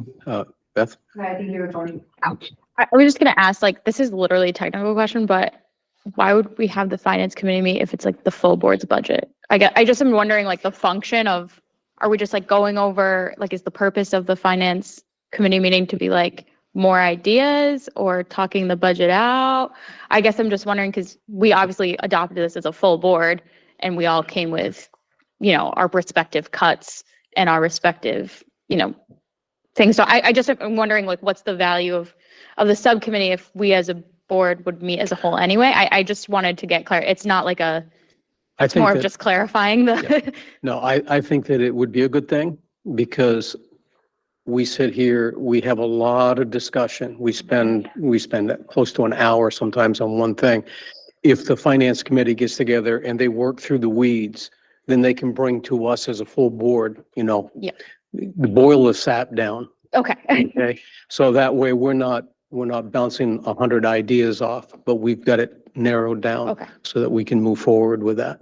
Thanks. That's just a clarification. And I just wanted to say too, I think Amy's idea is great in the sense that, one of the things that was parsed through too is I remember that I don't know the exact actuarial formulas that Lou used, but like we were looking at 12% increase in eggs and like all the standard averages of each item. I think we were literally, like we were down to eggs in terms of what's the average increase on these things. And I remember some were at 35%, some were at 2%, some were at 5%, some were at 12%. And it was really supply dependent. So I think that would have to be a very granular breakdown. Absolutely. I think we're going to do that. But I just think it's important to know like those the assumptions that were baked in, I think we kind of went over which assumptions. I guess my question is, do we talk to Janet and you ask her what her assumptions or like what actuarial calculations are used or are different, or like where the discrepancy was on the formula calculation of the utilities? Is it not different or is? Well, I think one of the issues that we have are different suppliers. Okay. So if we don't use the same supplier, you're going to have a variation in your cost. I think that's a good point to clarify for the public. Yeah. On the utilities, it also, that this building, I think it's on solar now, but I'm not absolutely certain. So if I remember correctly, the price per kilowatt hour on this building is 4.8 cents for all its consumption. And if the solar array can handle 75% or more of the cost here, it's probably that they were able to generate a net savings. Wherever they have the other buildings that are subject to increases, it's going to be more than offset by what happens here at Town Hall. I have no visibility into the details. I'd have to dig through all their things to really know for sure, but that's the most plausible, easy explanation that's as straightforward as I can make for that. No, that's appreciated. Thank you. Okay.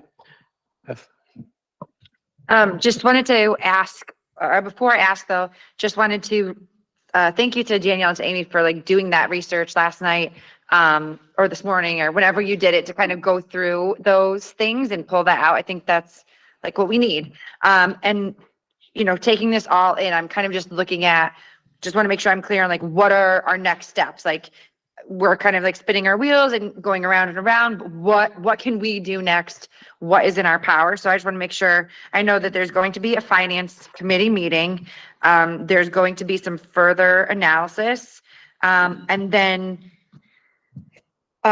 is there a possibility of a joint meeting with town council, or is that something that could help this situation? Do we feel like, and this is, I guess, a question for you, Dr. Brummett, that number that was given out by the town manager, like, is the sense that that's kind of where that number is going to stick? Do we think we have some room to play with, or do we need to get these books open and start peeling things away, but also still keep intact our people and the services we provide? So I hope I articulated that correctly. I'm just kind of sitting here as we go around and around thinking, where do we go next? Let's make a plan and let's get to it. And I just want to add that consideration of John Wallace too, like in that vein of thought. Yes, if I may respond to those, let me go with John Wallace first. At quite unexpectedly, we didn't get our budget books. Now that I think back, I think we got them Monday, so we couldn't really tell what was in, what was out in capital until the actual book arrived. And I tried to follow up with James, and I finally reached him, I believe, on Tuesday. And he indicated that it was his opinion that John Wallace would have to be a bonded project. Therefore, our proposal to have a pay-as-you-go was not feasible. I am still requesting that be something that we talk about with the town, preferably in executive session, because first of all, I don't want to talk about school security issues in a public session for obvious reasons.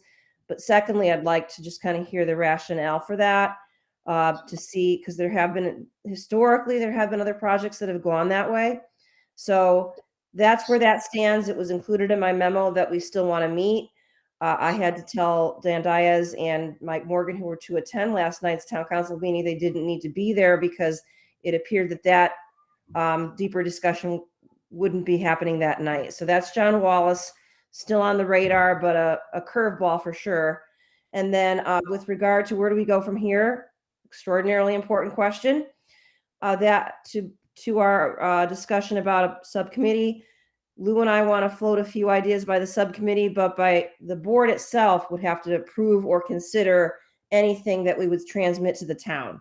So I think our first choice for action would be to meet with the subcommittee, surface those ideas, and run the numbers. Lou's going to crunch some more numbers over the weekend and into next week and see what we can do to bridge that gap. I have heard nothing to lead me to believe that that number will change. I haven't heard it's going to go up or that we get less of a cut. That much I have not heard. I did speak to the mayor and indicate that if this number were to stick and we weren't able to find savings in any other locations, that would be a cause for layoffs or a reduction in force for sure. Obviously, we're going to do everything in our power to prevent that, but it's a big number. It's a big cut. And where I went last night, for those of you that were not at the town council meeting, is I explained to the town that this budget, while we do get an increase, it didn't cover that gap from the non-lapsing monies from last year, that the $2 million. So that's the big issue at hand, is while we got an increase of 3.5%, we are still not making up for the lost monies that were not backfilled, that we had asked to be backfilled. So that's where our biggest gap is right now. And that's what we've got to grapple with. But yes, I think the board, once we get some preliminary ideas, we'll probably have to do maybe a special meeting around the budget to see if anything's coming back from the town. And to Ms. Manke Hutt-Wagner, I believe that a joint meeting, at least of components of the town council and components of the board, would be a really good idea. All right, thank you. So next steps will be the finance committee meeting. Correct. Amy? I just wanted to be clear, Dr. Brummett, when you said, and I'm just repeating this for the public, when you said that we were already shorted last year as far as our contractual obligations, specifically where we had to use the non-lapsing fund for last year's budget, we're already in the hole essentially with our base budget amount. So when we asked for the increase of 5.95, that was covering, I'll just to make it easier, that was covering our contractual obligations that we didn't get last year and the contractual obligations that we have for this year. So next year, we're going to be, if we are creative and we find ways, we're not finding money, we're finding ways to move money around. I don't think that anyone's hiding any money that we're going to dig up and be like, oh, just kidding, here it is. We're finding ways to be creative and moving money around or cutting, nitpicky little things. We're still in a significant hole. So next year, at this time, we're going to be sitting here and we're going to have the exact same conversation, but it's going to be even worse than it is right now. So I just want to make it very clear that if we don't get an additional amount allocated to our budget this year from the town council, and we do whatever we do to find ways to make it work, then we're still in the same position, even worse next year. And I want to just reiterate that I personally, and I probably speak for the whole board, but I personally would really hate to see any reduction in staff, and because we really need to support our students, and the way to support our students is to have the educators and paras and support staff and administrators and everybody in the building and in central office that are doing the work to support our students and helping them in this super difficult time. So thank you. All right, I want to thank everybody for your input and all of your questions we've had. We are now, for the sake of time, we're going to move on to our final new business item, which is the discussion of board policy number 3436. So if you want to take over. Could you just clarify too, like why this came up to, like the context again? Yeah. Thank you. All right, well, this is item F2 in your packet, Board Policy 3436, and it's use of credit cards. We were annually, we are audited, so our auditors look at all of our business practices. And the great news is when they review our business practices, we always come up with very stellar ratings on how our operations are managed through our business office. So that's fantastic. There was one area where the auditors recommended that we tighten up and put procedures in place for use of credit cards. The procedures that we have been using, there was no question about. They actually find them to be very sound practices. They just were not in writing. So they were hopeful that we would be able to address that matter.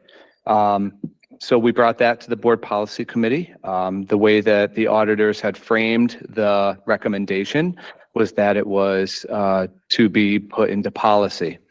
So we looked it over the very first time. We read the audit. We read a sample policy from CABE.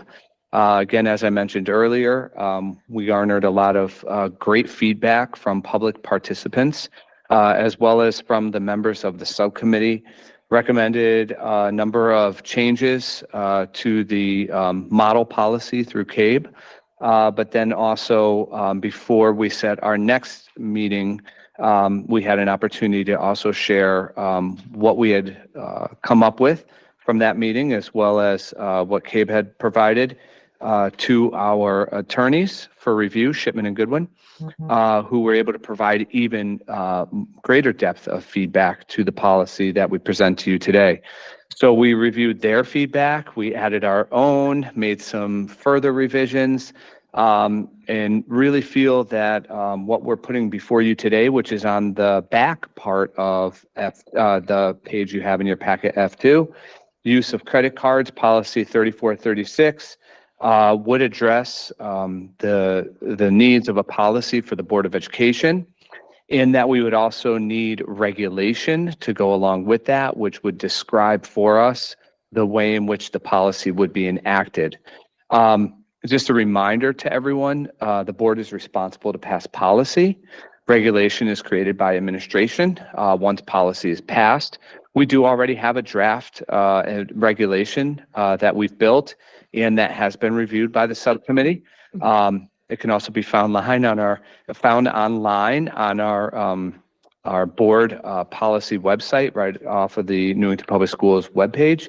And I do have a couple sample copies of that for you as well.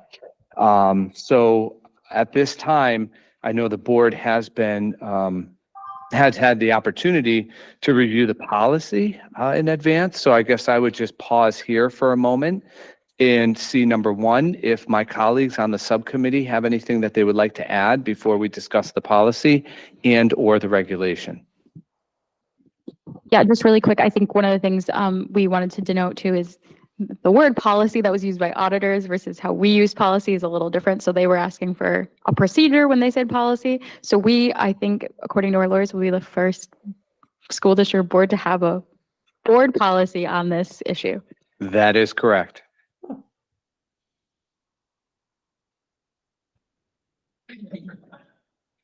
You guys might get a flavor board. Wow. At this time, I think we would open it up to any questions on the policy that we present before you today.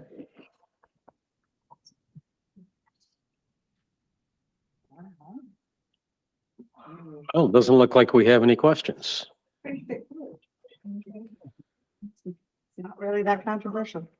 So then, procedurally, the Board of Education is discussing this evening.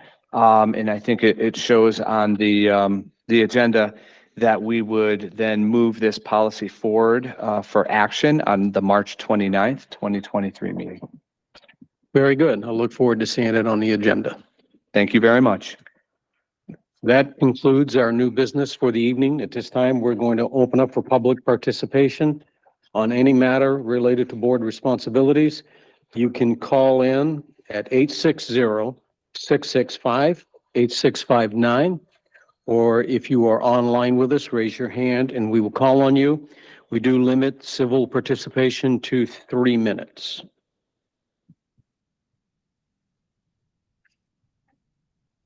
So while we're waiting, there are no hands going up. I'm going to keep it open for just a moment. All right. I don't see anyone, so I am going to move on now to any final remarks by board members. It's not mandatory, by the way.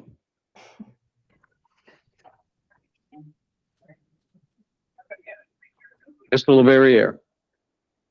Hey, good luck to our boys in the state championship hockey match, going for back-to-back titles. Very excited. I'll be there Monday. I would love it if any of you guys could join me. Hope to see you there. Also, with regard to the credit card policy, it has been 2 months since this has come forward. So I hope that there is a little bit more of a robust discussion before the final vote, during that discussion part of the motion. All right, thanks. Go Nor'easters. Great. I want to just say thank you to whoever is involved in setting up the Para of the Year award.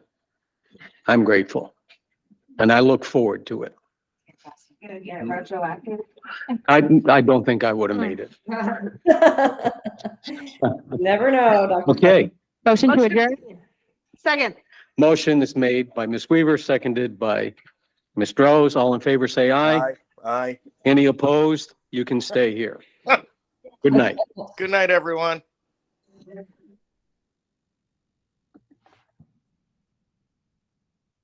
Thank you, Steve and Dr. Fletcher. Appreciate it.